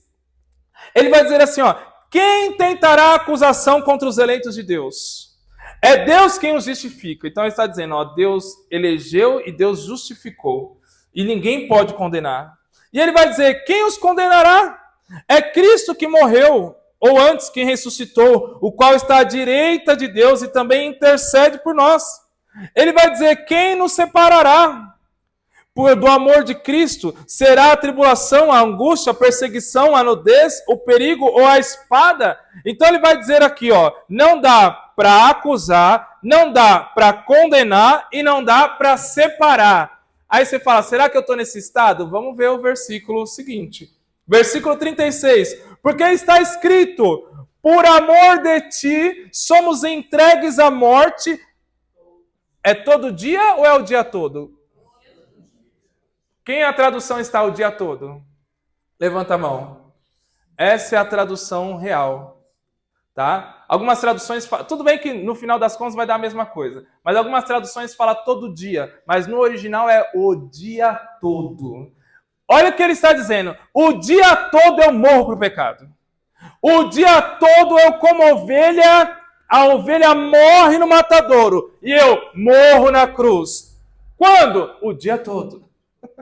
Se você morre o dia todo renegando o seu pecado e estando vivo em Cristo, aí sim não há condenação, não há separação e nem há acusação para você.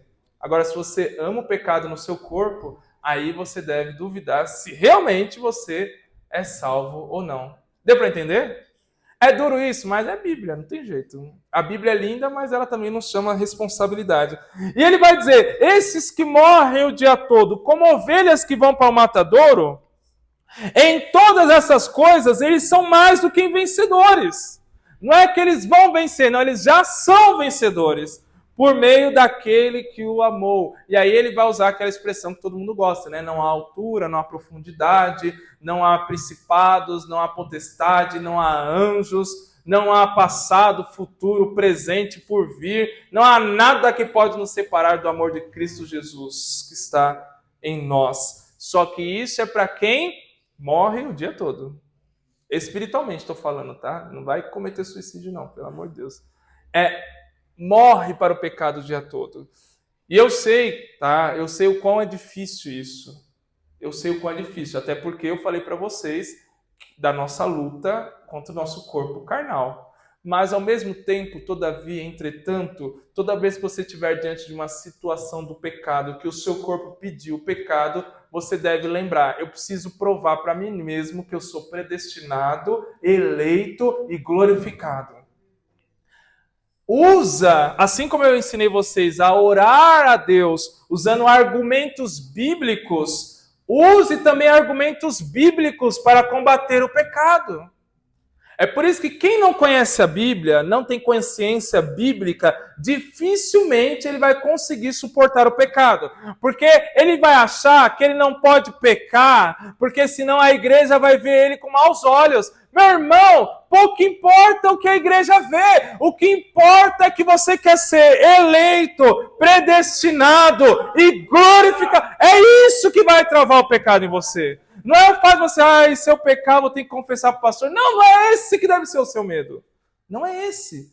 Prove para você todos os dias que você realmente é um eleito e um predestinado de Deus. Até porque você só vai saber disso se você perseverar até o fim. Quem tem o conhecimento do futuro é Deus e não nós. Nós temos que nos provar. Deus sabe, mas nós temos que nos provar para nós mesmos. Amém? Eleito e predestinado não perde a salvação, mas você só consegue provar isso para você no seu dia a dia até a sua morte. Então, vigia. Tá vendo? Falei que não ia acabar com doutrina. Fique em paz. Só que veja bem, ó. Agora Paulo vai dizer também que nós desejamos essa glorificação do corpo. Capítulo 8, versículo de número 18. E 23. Vamos ler? Porque para mim tenho por certo que os sofrimentos do tempo presente não podem ser comparados com a glória a ser revelada em nós. Tá? E deixa eu te falar aqui, essa glória que vai ser revelada em nós não é bens financeiros, tá? Eu sei que o pregador se empolga. Eu também sou pregador, tá? E eu sei que o pregador se empolga. Às vezes o pregador está falando de provisão aqui e ele manda esse versículo aqui. Todo mundo, uau! Eita Deus, é Deus puro. Mas aqui não está falando de provisão financeira não, tá? Aqui está falando de glorificação do corpo. Então, o que Paulo está dizendo é, tudo o que nós sofremos na vida, você sofre na onde? Não é no corpo? Até o que você sofre na mente reflete no corpo. Tá aqui, ó, nossa psicóloga. Certo? Até o que é só na mente reflete depois no corpo. Todo o sofrimento da vida humana vai refletir no corpo. Só que esse sofrimento que reflete no corpo, uma hora ele vai ser aniquilado, porque o corpo vai ser glorificado. A glória vai se revelar em nós. E Paulo vai dizer no versículo 23 que nós estamos gemendo como uma mãe que quer dar o parto, e nós estamos aguardando as primícias do Espírito, para que, igualmente, nós venhamos ser adotados por Deus na redenção do nosso corpo. O que Paulo está trazendo aqui é uma expectativa com a glorificação do corpo, da mesma expectativa e intensidade que uma mãe aguarda um filho. Você tem noção quanto que você deve desejar um corpo glorificado? Quem é mãe aqui? Levanta a mão. Quando você estava grávida, qual era a sua expectativa de ver o seu neném e de colocar ele no seu colo? Você que não é pai, tá? Eu falei que não tem divisão de gênero, né? Então vamos falar dos pais também. Você que é pai, levante a mão. Qual era a sua expectativa de ver o seu filho nascer e colocar ele no seu colo? Essa mesma intensidade de expectativa você deve ter também de ter um corpo glorificado. Essa mesma intensidade. Só que entenda uma coisa. A glorificação do corpo, e aqui eu vou entrar num tema muito atual. A glorificação do corpo, preste bem atenção, ela está conectada com a restauração da natureza e do cosmos. Aí você fala, Tarcísio, a natureza vai ser restaurada? Vai ser restaurada. E tem mais de 30 versículos bíblicos para isso. É terrível, enxurrada. Aí você fala, mas como? Olha comigo, Romanos, capítulo ainda de número 8, versículo de número 19. A ardente expectativa da criação aguarda a revelação dos filhos de Deus. O que ele está dizendo é, a natureza está aguardando a manifestação da glorificação do corpo dos filhos de Deus. Por quê? Pois toda a criação está sujeita à vaidade, não voluntariamente, mas por causa daquele que a sujeitou. Vou explicar isso. Na esperança de que a própria criação seja... Oxe, mas se a criação vai ser redimida? Então, que negócio é esse? Ela vai ser restaurada, certo? Nós somos redimidos e também restaurados, não é isso? E ele vai dizer, ó, a própria criação vai ser redimida do cativeiro da corrupção, para a liberdade da glória dos filhos de Deus. Agora, deixa eu te falar uma coisa. O que é maior? Isso é uma dinâmica. O que é maior? O pecado ou a salvação? Pode falar com convicção. Salvação. O pecado atingiu só o homem? Não. O pecado atingiu a natureza também. Vai falar em Gênesis 3,17, maldita é a terra por causa de você. Agora, se o pecado atingiu o homem e a natureza, se a salvação só redimir o homem, então o pecado é maior do que a condenação. Então, logo, se o pecado atingiu o homem e a natureza, a salvação e a redenção tem que atingir também o homem e a... Isso é lógico, filho. Eu estou usando lógica, tá? Agora vamos usar a Bíblia. Abra comigo aí, por gentileza, Mateus capítulo 5, versículo 5.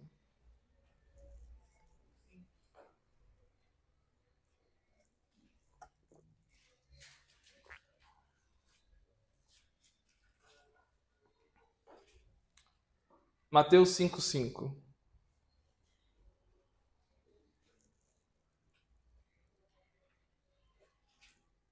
Achou aí? Pode ler. Bem-aventurados os mansos, que eles herdarão a terra. Que terra é essa? Qual terra que os mansos vão herdar? Você vai herdar essa terra aqui? Com a corrupção do pecado? Eu tô fora. E que terra? Então calma aí. Jesus está prometendo para os mansos uma terra. Só que essa terra é a terra do pecado? Não, é uma terra restaurada. É uma terra redimida. Abra aí Isaías 11. Tem que folhear a Bíblia, tá? Que é para não ficar dúvida. Depois vai estar no slide. 11, versículos 6 e 8.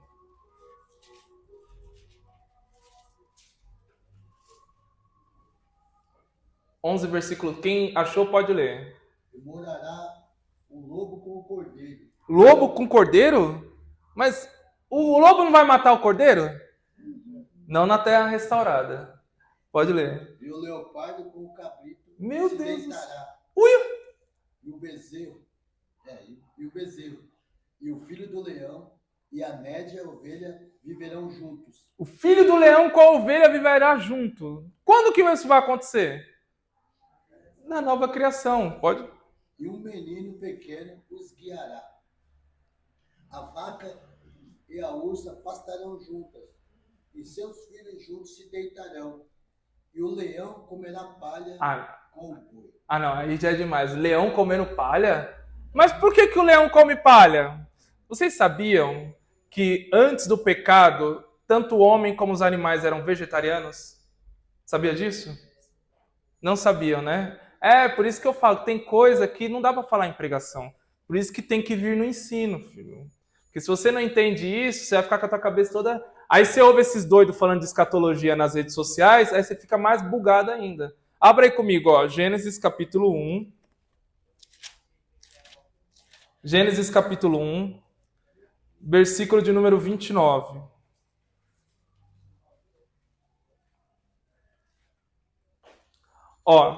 E disse Deus ainda, eis que vos tenho dado todas as ervas que dão semente e que se acham na sua superfície, de toda a terra, e todas as árvores em que há fruto e que dê semente. Isso vos será para... Poxa, mas não tem os animais aqui não? Não, não tem. O homem só ia comer o que a terra dava. E os animais eram vegetarianos também, versículo 30. E todos os animais da terra, e todas as aves do céu, e todos os répteis da terra, que têm fôlego de vida, toda a erva verde lhe será para... E assim o fez. Tanto o homem como os animais eram vegetarianos. O pecado trouxe uma coisa que a gente chama de cadeia alimentar. Abra comigo Gênesis 9. Gênesis 9 é depois ou antes do pecado? Depois. Olha o que Deus vai dizer agora, logo quando Noé sai da arca. Deus vai mostrar que mudou a dinâmica do mundo. Gênesis 9, versículo de número 2. Olha o que ele vai dizer para Noé.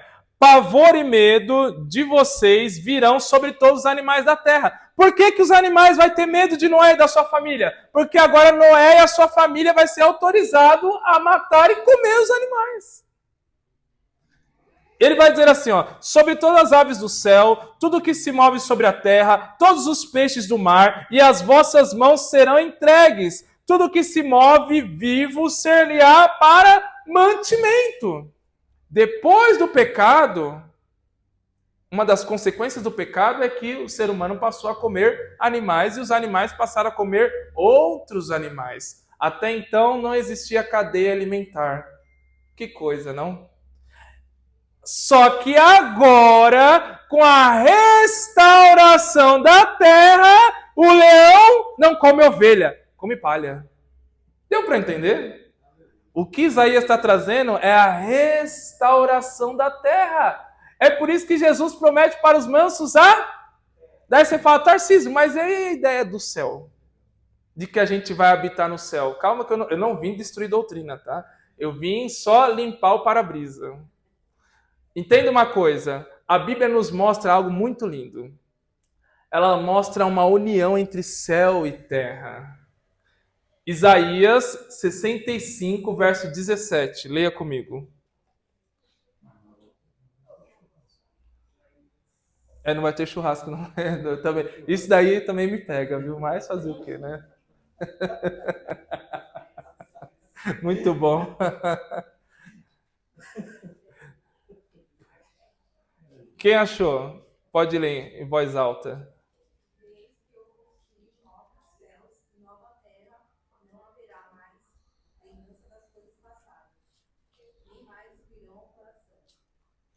Boa, vai haver o quê? Novo céu e nova terra. Por que novo céu e nova terra? Bom, a terra a gente já sabe que vai ser restaurada, nós vimos nos versículos que nós lemos. Mas por que vai haver um novo céu? Tem alguma coisa de errado no céu? Não, mas por que vai haver novo céu? Aí você vai ter que entender o que João complementa Apocalipse, ou complementa Isaías. Apocalipse 21, versículo 1 e 2. A Bíblia é um grande quebra-cabeça. Então, quando você pega e começa a encaixar, você fala, oh, nossa, não sabia, que legal. Aí, ó, tá aí no slide, ó, vamos ler, ó. E vi novo céu e uma nova terra, porque o primeiro céu e a primeira terra passaram, e o mar já não existe. Versículo 2. E eu, João, vi a santa cidade, a nova Jerusalém, de Deus, que descia do céu para parar sobre uma esposa adornada e o seu marido. Versículo 3. Deu delay, né? Tá bom. 3.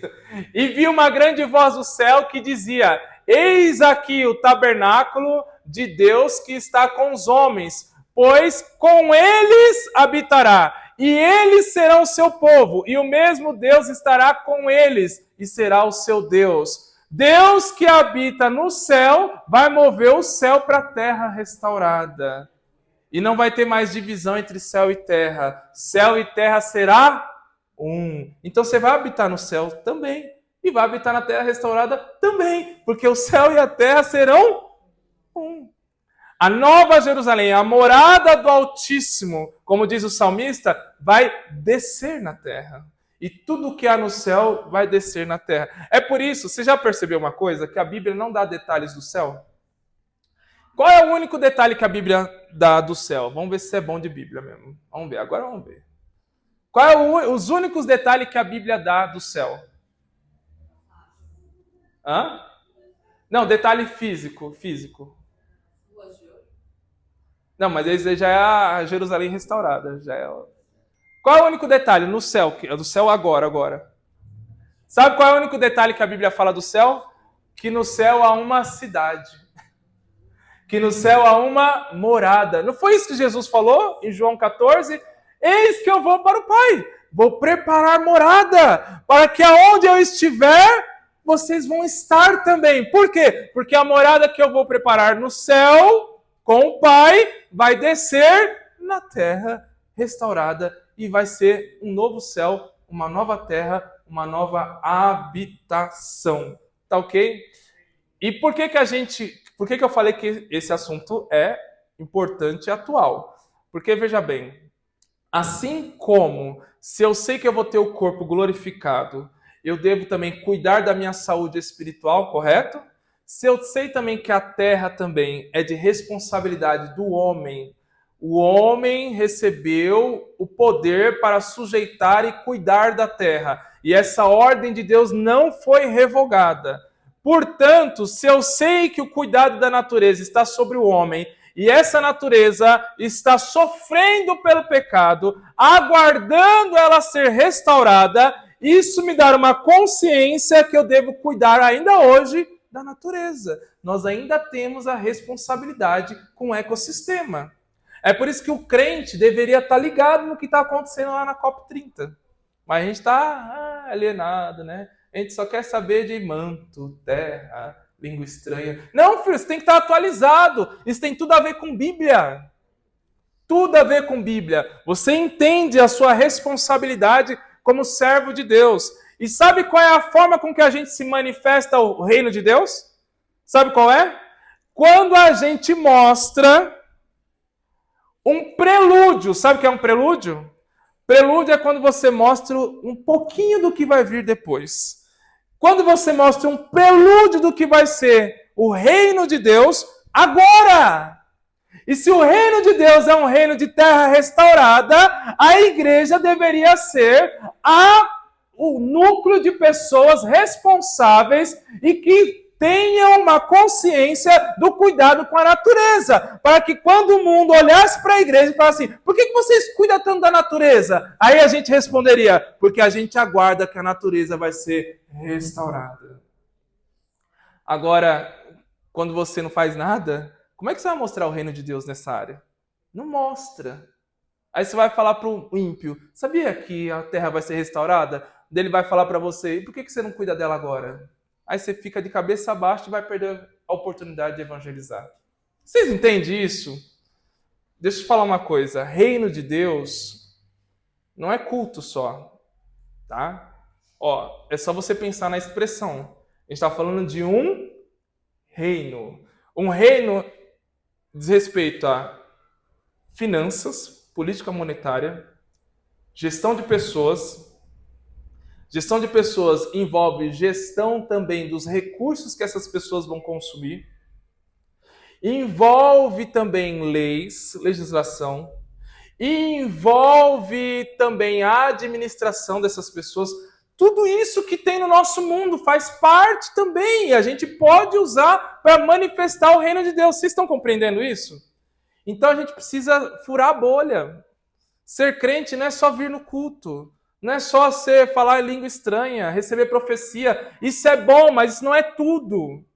Isso não é tudo. É por isso que a gente pena para ganhar uma pessoa para Jesus. Porque a gente não sabe manifestar o reino de Deus. Mas Paulo vai nos dar uma dica. Qual é a dica? Olha, assim como você aguarda a glorificação do corpo, a natureza também aguarda. E ela está olhando para você, porque ela sabe que quando você for glorificado, ela vai ser também restaurada. Ficou claro? Vamos lá. Agora vamos tratar de um outro assunto nesses 5 minutos aqui que me resta. Um assunto de muita importância também, tá? Nós vamos falar como que Paulo, na carta aos Romanos, ele faz um discurso contra a política da sua época. Aí você fala, Tarcísio, agora pegou. O discurso de Paulo é anti-imperial. O Império Romano era o governo político da época de Paulo. E eu vou te mostrar de forma bem tranquila, tá? Através de algumas expressões que Paulo fala. Lógico que como a gente não conhece muito bem o contexto, então essas expressões passam batida por nós. Mas todas essas expressões são expressões políticas da época. A primeira expressão está aí em Romanos, capítulo 1, versículo de número 16. Paulo vai dizer assim, ó. Pois eu não me envergonho do evangelho.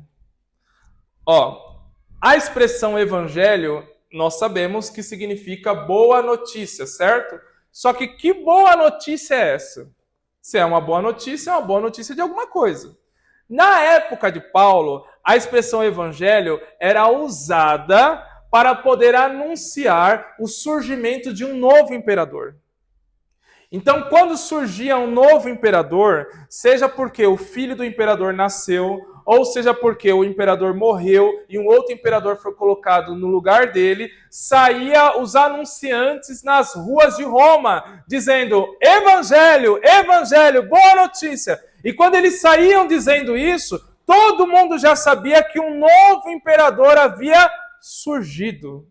E aí Paulo vai pegar essa expressão, que era uma expressão política da época, e ele vai dizer assim, mas eu estou apresentando para vocês agora um outro evangelho, onde o imperador, o rei que está surgindo, não é César, é Cristo.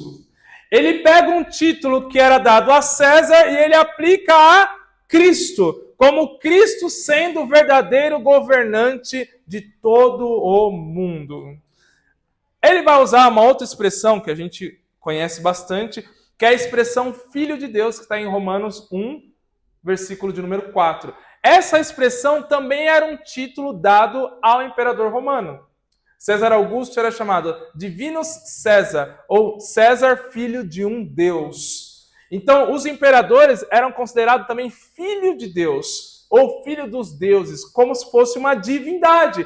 Aí Paulo pega essa expressão e também aplica a Cristo em um contexto político. Não dá para a gente abranger muito por causa do tempo, mas ele mostra que quem é filho de Deus realmente não é César, é Cristo. Então a mensagem que Paulo estava pregando era uma mensagem anti-imperial. Essa expressão também, Senhor, que nós usamos também, no Novo Testamento é a palavra grega Kyrios, que também era um título que mostrava a autoridade e soberania do imperador romano. Paulo pega também essa expressão e ele aplica também a Cristo. É como se ele estivesse dizendo assim, a boa notícia não é o surgimento de um César. A boa notícia é o surgimento de Jesus. E César não é filho de Deus. Quem é filho de Deus é Jesus. César não é soberano. Quem é soberano e Senhor é Jesus. Quando a gente entende isso, a gente não fica com candidato político de estimação. A gente é neutro, a gente olha a proposta de governo, olha para o evangelho, essa proposta de governo bateu com o evangelho, eu voto. Se não bateu com o evangelho, eu não voto. Mas estão indicando, o problema é de quem indicou, eu uso a Bíblia, não uso a mente das pessoas. É Bíblia. Eu não tenho política de estimação, nem partido político de estimação. Eu estou vivendo em outra dinâmica, eu vivo é o reino de Deus. E a carta de Paulo aos Romanos mostra que nós temos que viver essa dinâmica do reino de Deus. Nós somos sujeitos às autoridades? Sim. Ele fala lá em Romanos 13, devemos nos sujeitar às autoridades. Independente de quem está no poder, se é o homem de amarelo, se é o homem de vermelho, se é o homem de azul, se é o homem de verde, eu respeito a autoridade. Eu posso não concordar com o que ele faz, mas eu respeito a autoridade que está sobre ele, porque o próprio apóstolo Paulo vai dizer que essa autoridade foi outorgada por Deus. Olha o que Jesus vai falar para Pilatos. Pilatos vai dizer assim, você não sabe que eu tenho autoridade de te soltar e de te crucificar? Pilatos vai falar essa besteira. Aí Jesus, se fosse eu, ia falar rindo.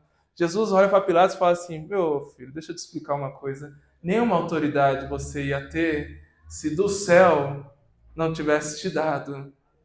Sabe o que Jesus estava falando para Pilatos? Pilatos, a autoridade que você tem para me crucificar foi eu mesmo que te dei.